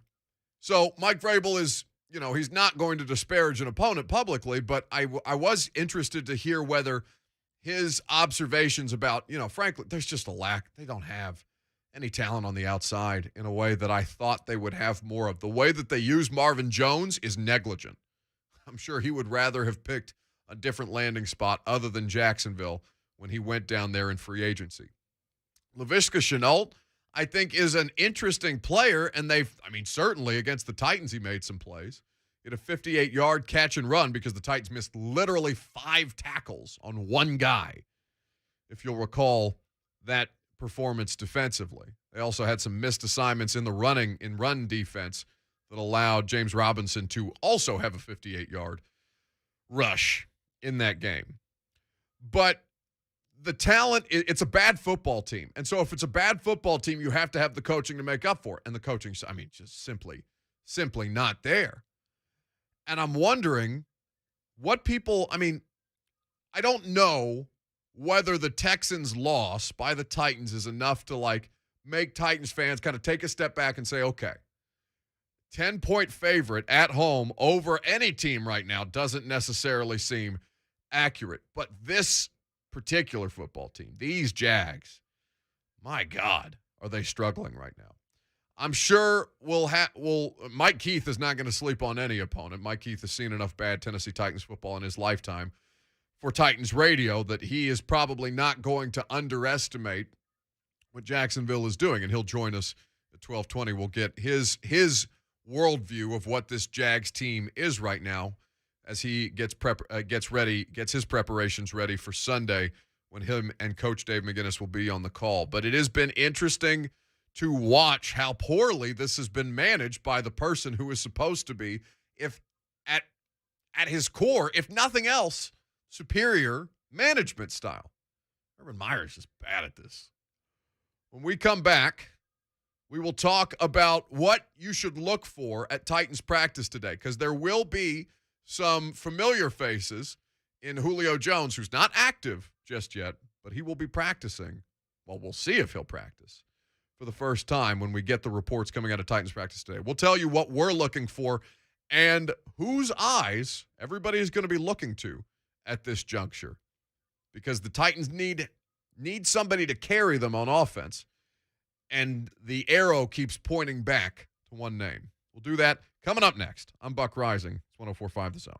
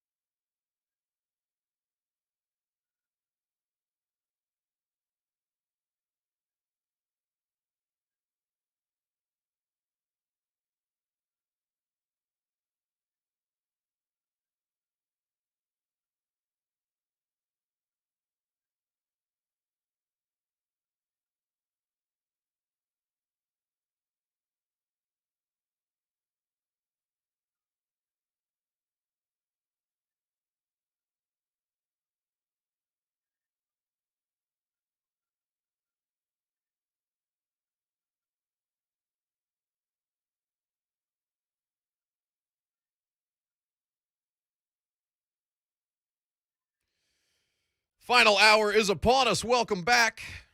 104.5 The Zone. We're happy to have you guys along for the ride. Hope you're having a fantastic Wednesday. 615-737-1045 is the number. 615-737-1045. Your thoughts, your questions, your comments, your concerns. You can do it all on the phone lines if you so choose. We're going to talk about what to look for today at Titans practice. Been a while since they've been on the practice field. Been a while since you've had a look at this team as it's supposed to be constructed. We know what it's been, but I think the curiosity lies in what you're getting back. Who will be available? I've gotten a lot of questions this week about David Long, about Rashaan Evans.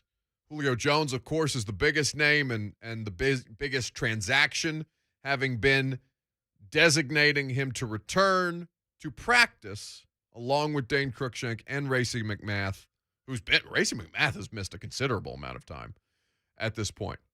But Julio Jones being any kind of available at all, just to practice, matters. Now, it'll be curious to see whether he actually participates today. Clearing him and him being a participant are two different conversations.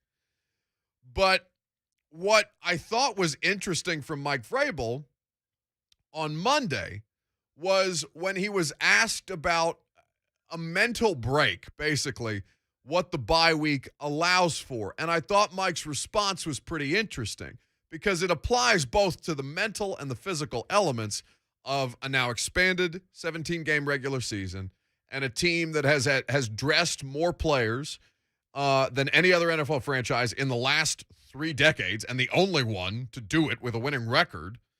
The other two being last year's San Francisco 49ers team, and then in 2019, the Miami Dolphins. 86 total players have put on a Titans uniform this season. It's a ridiculous amount. It's almost 2 rosters. But Mike, on Monday, was discussing the idea of what this break meant for the bodies that he's trying to, for lack of a better term, unbreak. I think that's, you're frustrated when you lose. I mean, that's not why we come to work. We come to work to prepare to win. We understand the ups and downs of this league, the grind of it. I didn't think that we were broken by any means. I thought we were a little bent. I thought we were a little beat up, nicked up, but not broken. There's too many good things that happened in those 2 losses to think that somehow we're broken. We just have to do some things better, do them more consistently, and eliminate some of the stuff that unfortunately we've all witnessed get you beat. So, I mean, I don't think anybody – well, I take that back. I would have accused the Titans of being physically broken before the bye. Mental, I think, is a different element. Like, I think that's an unfair characterization of where these guys were, right? Because the game plan against the Patriots, if not the Texans, was clear and obvious. Like, they had ways to beat New England. They just fumbled it by literally every person who was responsible for being a ball carrier in that game. It's not an ideal situation. So when he talks about the break being both mental and physical and not quite being a broken team, but maybe a bit of a bent one, I think everybody can resonate with that idea. But now things turn to Ryan Tannehill, because that's really the source of where you can discuss how far the Titans can go or how limited they might be. And we've seen examples of that at different times. Now, I think everybody is willing to give Ryan Tannehill a bit of grace for the amount of different players that he's had around him and the adjustments that they've had to make. But I think more than anything at this point, I think that you look at the situation for Ryan Tannehill and you say, all right, he just needs to find ways to elevate his teammates. It is fair to say Ryan Tannehill doesn't have a lot around him right now. It is also fair to say it needs to be better. It cannot be in the area of 85 net yards passing in a loss to the Patriots, especially when you're getting the kind of production, the kind of efficiency out of your running game, where both of your running backs in that game rushed for over 260 yards, I think 270 yards Nearly 300 yards of offense just from your ground game, and your passing game can't get anything. Your leading receiver in that game is Nick Westbrook-Akina with 25. It's untenable. So what it boils down to is all roads lead back to Ryan Tannehill and just how much further, how much more he can get out of his teammates at this point. And then what you're looking for at practice today, which is Julio Jones doing anything? Is Julio Jones participating at all? They've designated him to return. He is clear to practice. Does he practice? And what does that indicate about his future availability? That's a big question. Rashaan Evans and David Long. As I told you earlier, the Titans worked out inside linebackers this week, and they were interested in Will Compton to a degree. They didn't sign him, and it would have been a shorter-term signing, is my understanding. He had a better opportunity with the Las Vegas Raiders, and that's where he's at, signing a contract today. So we're very happy for our buddy Will. I do hear they need a fill-in host for Bussin' with the Boys. I'm talking a lot right now. I don't know necessarily. I mean, there would have to be negotiations. Is that a good fit? Me? Yeah, you think you could host Bussin'? I mean, I do everything else. Why not? Why not? That takes a lot of brain power. Bussin' with the Boys. I've been a guest. Why can't I drive the damn thing? Now I might drive it into a ditch for funsies. But I literally drive the bus into a ditch. Yeah, well, it doesn't drive. That's the problem. That's right. I have to get it on a You'd have to tow it into every a ditch. time I would physically have to hire somebody to tow it, and I won't disclose where the bus is kept. There's too many loyal legion of the bus and what a wolf pack, the wolves. Don't shrug at me. You know what I'm talking about. Silence doesn't help me, Lucas. Will says yes. Silence doesn't help me.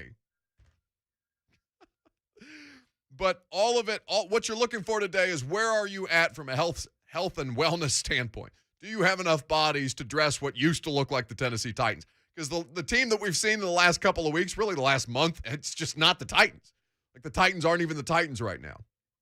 The Titans are Dontrell Hilliard off the street and Golden Tate, who remains on the practice squad, who has yet to play, but everybody made a big deal out of it, like that was going to change the dynamic of the football team. The guy can't even get active at this point. Maybe he'll be a Saturday last-minute transaction, a practice squad call-up where they can send him back down. If they choose to dress him for Sunday's game against the Jags, maybe if you're willing to experiment a little bit with Golden Tate, the Jags game would be the game to do it. The Rams didn't quite experiment, but they got off their 3-game losing streak by beating the Jags, and they did it handily because the Jags are terrible. But at this point, you're looking at Ryan Tannehill and saying, all right, I understand what you're dealing with at this point. I understand you may not be physically great. Mike Vrabel, though, speaking about Ryan Tannehill on Monday, I thought was pretty telling about how they value this particular quarterback and how things on the whole, how the picture is evaluated as a whole, not just one individual person. Well, it's a complete thing, Gentry. It is. It's a whole package. But we all have a job, whether it's mine, it's the coordinators, the position coaches, to get guys ready to play, to find ways to win football games. And as the quarterback, that has to be the same thing. And understanding who's out there, understanding what we're trying to get done with the play, taking care of the football. But then, everybody else has a job to do as well, as far as protection and making sure that we're firm in the middle of the pocket, that we're staying inside out on the edges, that we're winning, that we're identifying. So the time for evaluation is not now, but it's the time for teaching and trying to improve as we work our way here into December is probably what the most important thing is. That's what happens when you ask. That's Mike Vrabel on Monday, by the way. That's what happens anytime you ask Mike Vrabel to reflect at any point. No, you idiots. I'm coaching a football team. I have to figure out how to beat Urban Meyer again on Sunday. Now, fortunately, that shouldn't be the toughest of tasks, but it shouldn't have been that tough against the 1-8 at the time Houston Texans, and we all saw how that experiment went down. We'll talk with Mike Keith, voice of the Titans, be on the call on Sunday, as he always is. I'm curious to know how Mike has managed learning all of the names this year, because there's still moments, and I cover them every day too. Mike's out there every day as well. There's still moments when I get to a game on Sunday, I'm trying to figure out who the hell is number 95. I have no idea who that human being is. How many names? 86? 86. 86 of them have worn a Titans uniform at some point. It's a ridiculous amount. Mike Keith's the best, though. He probably hadn't had as hard a time with it as I have. Either way, he'll join us next.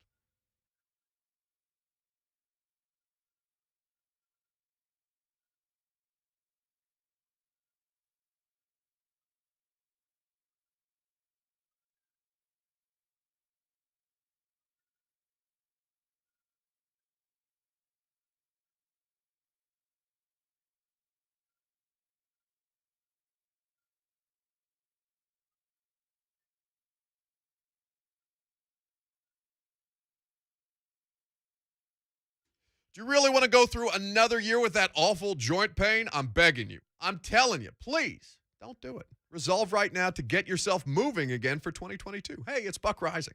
It's time to call QC Kinetics, non-surgical regenerative treatments for joint pain.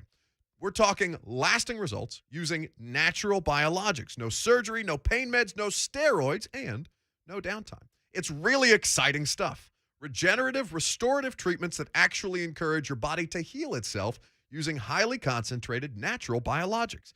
Patients rave about it. For hip pain, knee pain, shoulder, and back pain relief. Don't let them keep giving you steroids, and don't let them tell you surgery is your only option. Get a free second opinion at QC Kinetics. Do it now and imagine life in 2022 without pain. Call the local medical professionals at QC Kinetics, 615-249-4024. That's 615-249-4024.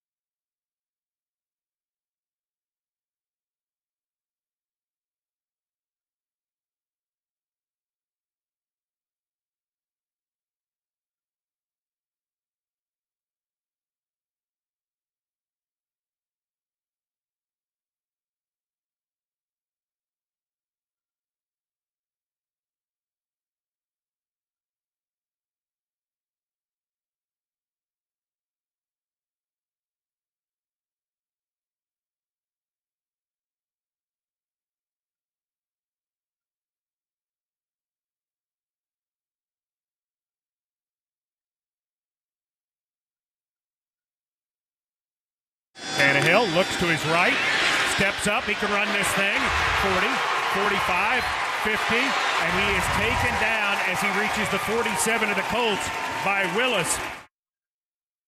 That is, of course, the voice of the Titans. That's Mike Keith. On a Ryan Tannehill touchdown call, Mike Keith will join us here in just a second, and we will get all the insights, the knowledge. Mike's just a calming presence, and I feel like Titans fans could use that. Coming off a bye, everybody's refreshed, everybody's rejuvenated, and so it'll be interesting to see how much further clear of the injury report or how much shorter the injury report could possibly be coming off a week away and some much-needed mental and physical rest for the Tennessee Titans. Mike Keith almost Mike doesn't seem to rest at any point. Mike's always doing something. Mike, did you get any opportunity to not work over the bye week? I did. Got out of town a little bit. Where'd you go? Went to the mountains for a little getaway and enjoyed some good food and a little hiking and watched some football, and it was just nice, really nice. Well, that's fantastic to hear. I'm glad you got some time away. That sounds like a lovely bye-week vacation. It's been it feels like an eternity since the last time the Titans played a football game. It's going to be exciting to have you and Coach Mack and Amy Wells, Rhett Bryan, the whole crew back on the call. Noon kickoff on Sunday on Titans Radio, and of course your flagship home for Titans Radio 104.5 The Zone. Mike, how has it been any more difficult for you to learn 86 names, 86 players, 86 background stories, given the state of this roster throughout the course of the last 13 weeks? Had a friend who was teasing me last week about it, and he said, does it feel like you've called the whole season as the preseason?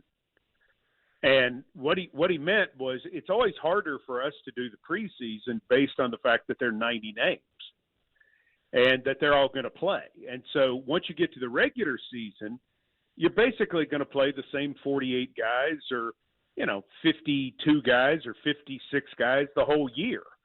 And this year it's been almost like a 12-game preseason has been added with all of the additions. Yeah. Because you are constantly having to look down and make sure you have the right number and the right name. And, we've had some guys wear the same numbers at different times. It's been a challenge. I mean, there's no question about it from the standpoint of the continuity. So if you think about how it is for me, how must it be for John Robinson and Mike Vrabel and the staff? That's what's really crazy is when John made the 13 roster moves a couple weeks ago, it took me 2 hours to sort out all of my notes and make sure that I had this guy on the team, this guy not on the team, this guy on the practice squad, this guy now on the active roster, this guy on the depth chart, so on and so forth. Again, can you imagine how that is for John Robinson and Mike Vrabel? I talked to a former pro football player yesterday who's really familiar with the game. And he said, I don't think people understand what an amazing job Mike Vrabel has done with all of these moving parts. And I think it's really true. It's been a remarkable year to cover. I'm sure it's been much more remarkable inside Baptist Sports Park. I think it's a well-made point by you, Mike, for a great many reasons. I think objectively anybody would say that of the coaching staff and of John Robinson and his staff in the front office trying to piece this thing back together, because the plan, when you see the plan that they bring to each game, New England, for example, they had a plan to beat the Patriots. There was a very obvious path to beating the Patriots, and the turnovers are what damn you ultimately, but the way that they've been able to get these guys on short notice as humanly possible, when they come in on a Tuesday after a workout, they're signed on a Wednesday and they're playing on Sunday because they need bodies. You see that that's having the intended effect, and there's just some unfortunate circumstances where the margin of error is so thin that ultimately cost you those opportunities to continue to win games the way that they did at the start of the season. That's right. And I think that's a well-made point. And I think the other part of it is it's not just guys on Tuesdays.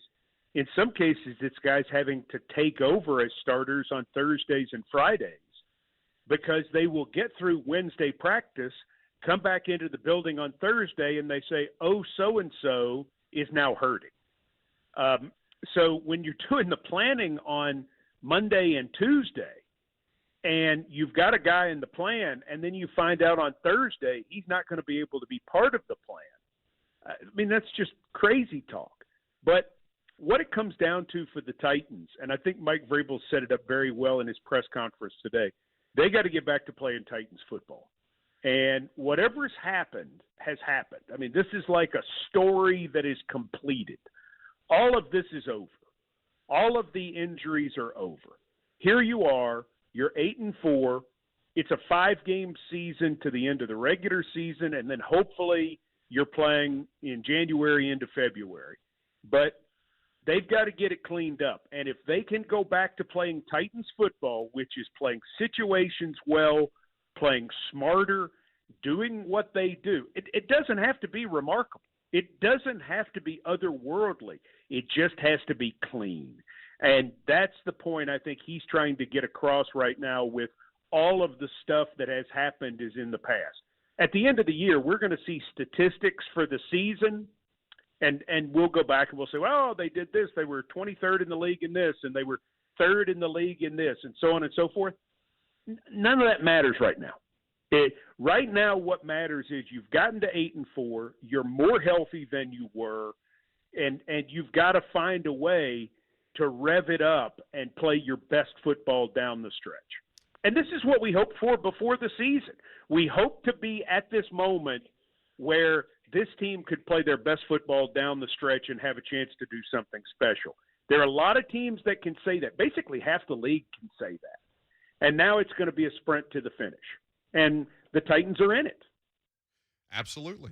They're more than in it. They're the second seed in the AFC right now, and had the Bills done them a solid on Monday night, they could have been in first place again without having played a game. What matters right now is that we have Mike Keith, voice of the Titans, here with us on 104.5 The Zone. Of course, you can check Mike, our version of Mike and Mike out on Monday nights, the Mike Vrabel Show, where the head coach takes your questions alongside Mike Keith, and on YouTube on Tuesdays, where you can watch the six-pack plays, or in this case, the six-pack plays that they need more of moving forward in these last 5 games. A lot of cool stuff that Mike Keith is doing with the rest of the Titans media crew. Also, some breaking news while we're doing this. The Ravens have officially placed cornerback Marlon Humphrey on IR. His season is now over. Mike, when you watch Ryan Tannehill, what do you see right now? I see a quarterback that doesn't have all his weapons. I see an offense that is trying to do things that's sort of outside of what they're comfortable doing because they've been behind and they've been forced into these situations. I see a team that right now, in scoring 13 points in each of the last 2 games, is not able to dictate to the defense. And I think that the Titans have to get back to doing just that, and that's dictating. You know, when they're running the ball and they're forcing you to stop the run and they're playing from in front and they're not committing silly penalties, they're able to dictate.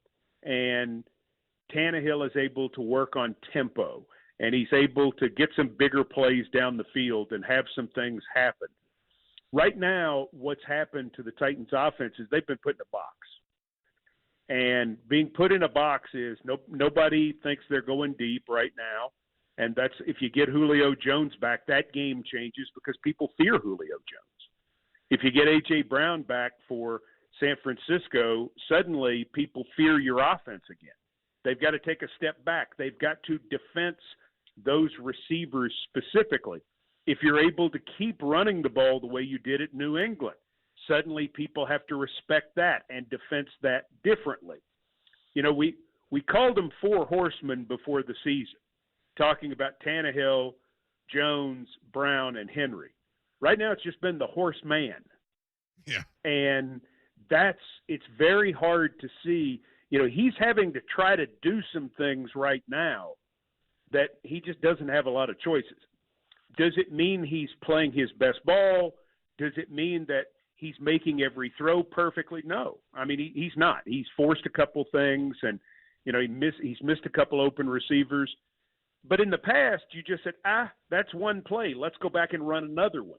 right now, and you said it well, the margin for error being as small as it is, you miss one opportunity, it's massive. Before, when this team was scoring 30 points a game, it's like, so what? We'll get it next time.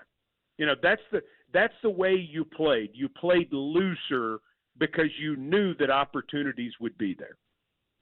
And it will be interesting to see, based on whether he's able to practice today or not in Julio Jones. And now that he's been cleared to practice, still all three of the Titans' top receivers, Marcus Johnson done for the year, A.J. Brown on IR until at least the San Francisco game, and Julio Jones cleared to return but still on IR at this point. I think that's been my biggest takeaway from all of this, Mike, is that you're right.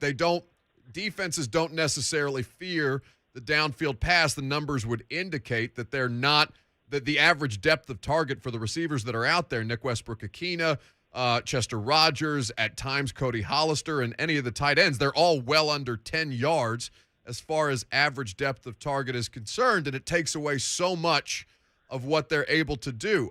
I wonder, Mike, though, what in the next 5 games, we don't necessarily know how well or how long Julio Jones is going to hold up. What do you need to see from Julio Jones to make this Titans passing game sustainable at a more consistent rate once again?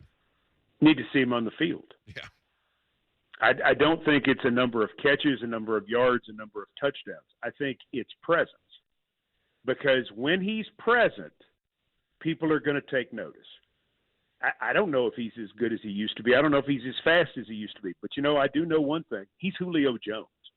And if Julio Jones is out there, everybody's nervous. Because there's something that can happen at any moment with Julio Jones. If you're in the red zone, if you have 3rd and 7, if he goes on a deep route, which we saw him catch, in the Seattle game early in the year, there are things that he can do. You've got to account for him. The Titans at this point, and I said this when Stephon Diggs was traded to Buffalo, it changed their whole receiving core because then suddenly everybody else moved into their natural spots. They did what they do. And with Julio Jones out there, and obviously with AJ out there, the other guys move into their more natural spots for the Titans. They're good players. They can help you. They're NFL players. But are they game breakers? No. None of them have proven at any point in their career to be game breakers, and maybe they will someday, but you certainly can't say that right now. You've got to have game breakers in this league. Listen, this offense, you know what Tannehill needs? He needs a 70-yard touchdown pass. That's what he needs. He needs a 70-yard touchdown pass that he either throws a deep ball or he throws a cross, somebody breaks a tackle and goes 70 yards. This guy just needs a break. And I think at the moment he gets it, I think the offense has a really good chance to reignite. It is hard to drive this football down in, down out in the NFL. It is really hard to do. Explosive plays. It's a big part of what's been missing, and outside of the playmakers themselves, what's been missing. You found a little more success with it, certainly in the running game, but then again, the turnovers, as we discussed earlier. Mike Keith, voice of the Titans, is here with us on 104.5 The Zone. With all the roster attrition, Mike, there's been, obviously, as we talked about, a lot of different names, a lot of different stories, and a lot of people who have found ways to prove themselves that they can contribute to the football team beyond when their time to start or contribute at a more frequent rate is done. Who's been the biggest success story from your perspective out of all of these guys who have been called into service for this team that's so injured?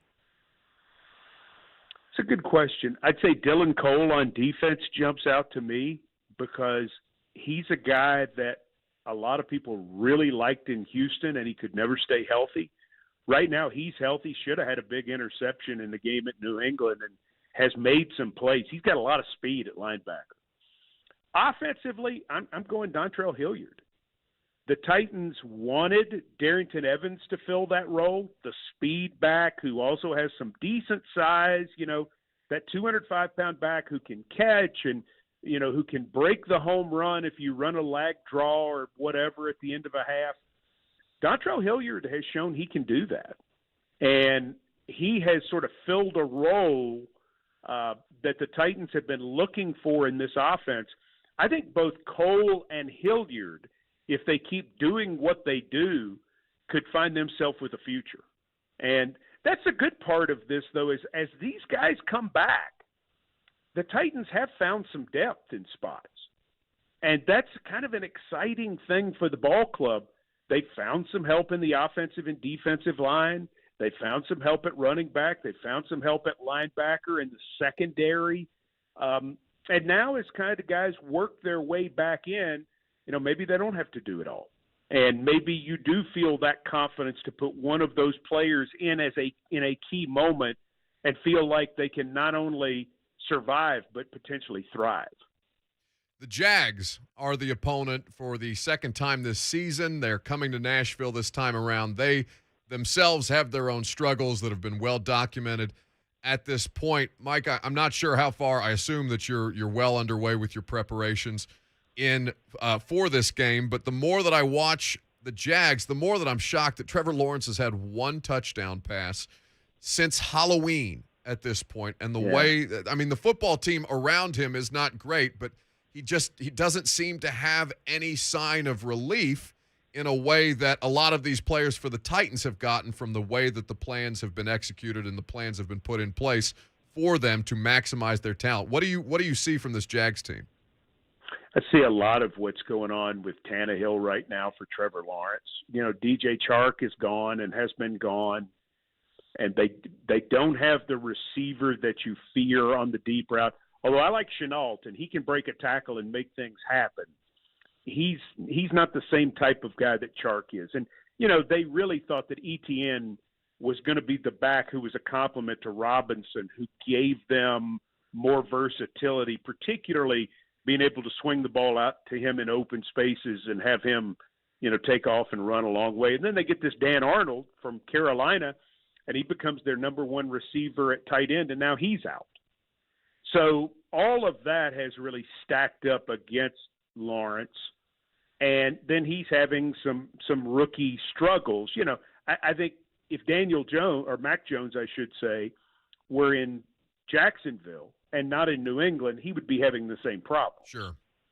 Because when you don't have weapons, we could sit and talk about scheme and, coach this and, but it's about players. Schemes are great when you have players. And that's the whole thing, is he doesn't have enough around him. Now, there are things that they can do and things that they can do well on offense if their defense continues to keep them in games. The defense is pretty good, Buck. They really have done a nice job. When you're playing defense for a team that's only averaging 15 points a game, that's a tough load. And yet they've done pretty well in several opportunities. They certainly did it to Buffalo. And that's the part of it that the Titans are going to have to be concerned in, is you don't want to get in a rock-throwing contest with these guys at 13-10. Because if you do, you play into their game. What you want to do is you want to go in and jump on these guys and get ahead 14-0. And then you change what they're able to do offensively and defensively. It was certainly the case when last these two teams played each other. Kevin Byard getting on top of them early with that fumble recovery for a touchdown, and then the Titans never trailed in that game, even though there were points when the Jags made them sweat it out a little more than I think they would have liked. Listen, they played a pretty good ball game, but the key to that ball game was at the key moments, the Titans executed flawlessly. The end of the first half, they go down and score.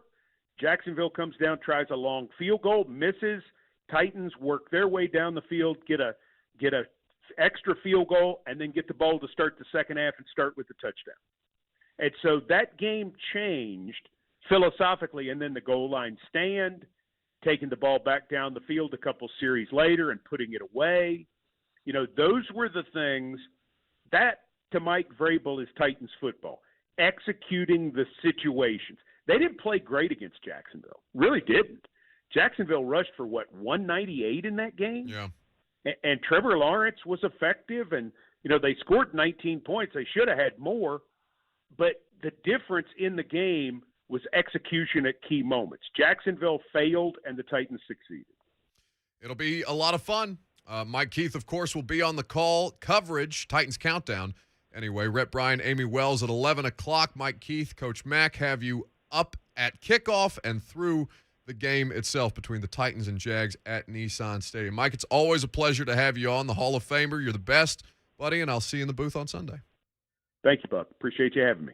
Mike Keith, the best in the business, our guest here on 104.5 The Zone. It's going to be a lot of different elements to dissect both before and after this game. This is the kind of litmus test that we talked about pre-Texans, and you saw how the result of that kind of told you where the Titans were at that particular point in time.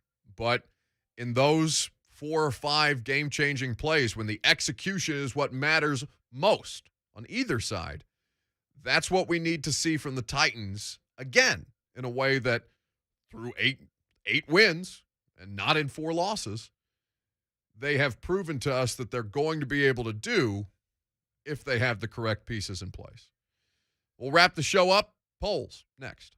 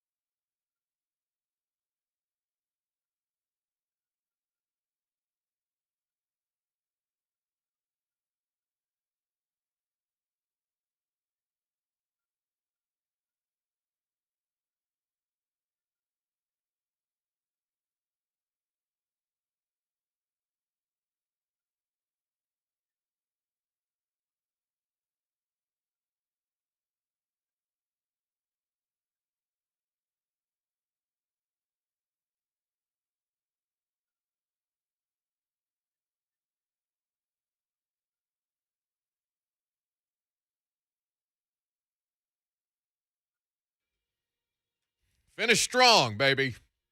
Great effort, great energy. Been a fun one today. If you missed any of the show, we got a podcast. It's a pretty good one. I mean, I think the radio show is pretty good too, but if you don't have time, you want to listen to it on your schedule, we got you. You can check it out, the Buck Reising Show, in your favorite podcast app. Mike Keith, great as always. Any of our guests. Diana Rossini, going to be on the radio show tomorrow, and we're going to have Roger Saffold, Titans guard, on Friday. So we're looking forward to catching up with both of them. It's been a minute. I don't think we've had Diana on since before she went on maternity leave. It's been at least 6 months. So we'll do that. Looking forward to having Queen Diana back in the mix. Before we do polls, we are going to reschedule our TN High School football hero. Yeah, we'll hang out with Jordan James tomorrow, 10:45. Okay. So it's a loaded show rest of the week. It's crazy. Week's almost over, which makes me very happy. It means we've been having a lot of fun, so we hope you have as well. Let's do some polls. Not now, Jenny. I'm on the radio. Buck Reising gave me a job. Said something about a poll update. Hope that wasn't at that club where you became a folk singer. Anyway, Buck Reising's producer and correspondent has the final poll update. I'm not a smart man, but I know who Lucas Panzica is. What is the worst? Oh, wait a minute.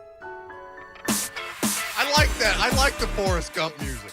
I hope that something about that Forrest Gump impression makes me think that Rhett's going to get canceled every time. So I hope that one, I don't know why I fear that one more than any of them, but I do. The worst Tennessee athletic performance that you've ever seen. Jackie says there are many. Nathan Peterman in the swamp is up there. That is statistically the worst performance by a quarterback in Tennessee history. Man, the Peterman is still out here getting NFL jobs. Respect. Peterman cannot be deterred. Respect. Sam Smith brings up that 2012 Georgetown 37-36 win over Tennessee. Brian Lynch says 2008 football game at Auburn. That was a 14-12 loss that I remember well. But I would see that game and raise you the 2008 loss to Wyoming, 13-7 at home, of which Ramon Foster remembers very well. That was his nomination. He was on the sideline and on the field for that game. Told me it was a very bleak environment on the Tennessee sideline on that day. Bleak is a good description to assign to a lot of these things because, I mean, has anybody brought up Georgia State? I was about to read Georgia State as a submission, yes. Because, I could pick out 3 Jeremy Pruitt coached games alone and say that's the worst thing that I've seen a UT athletics program put on the field.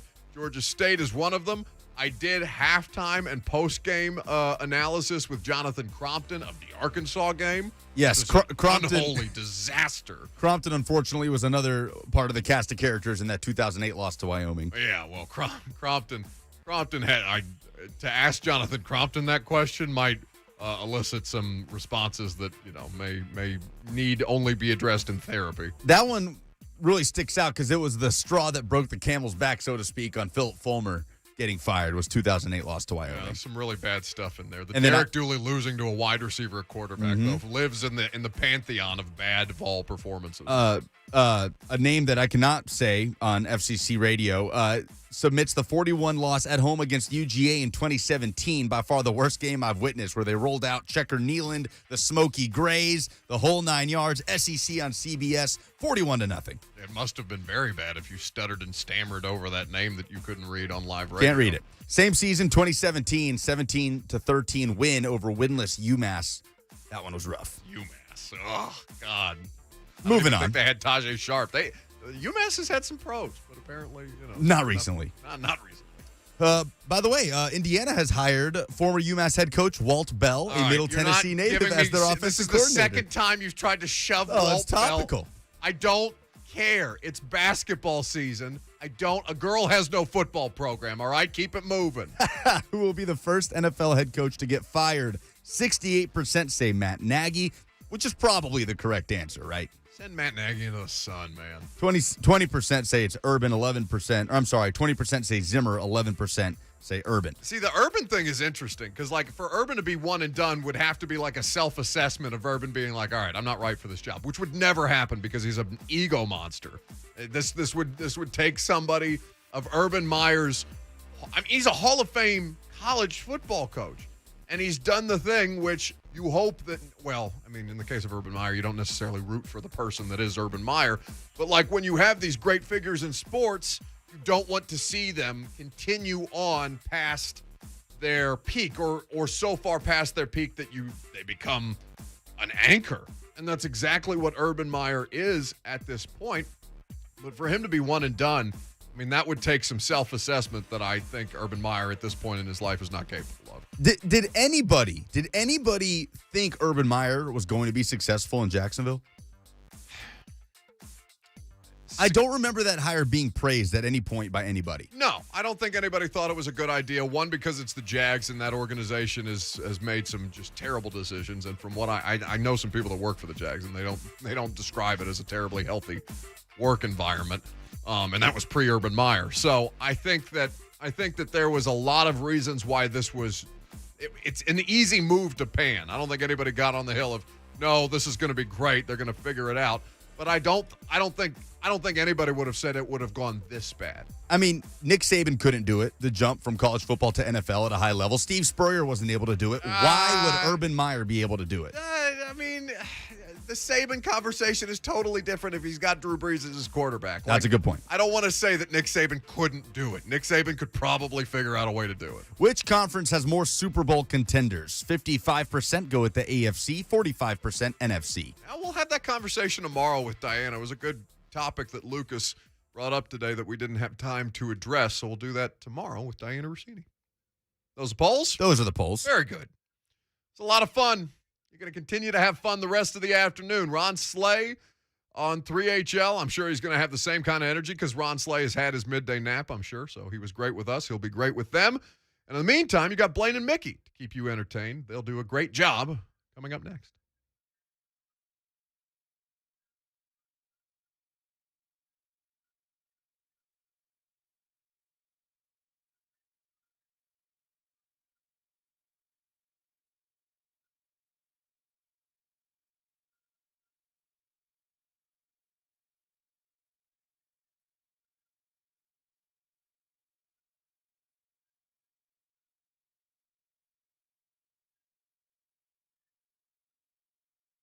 Okay.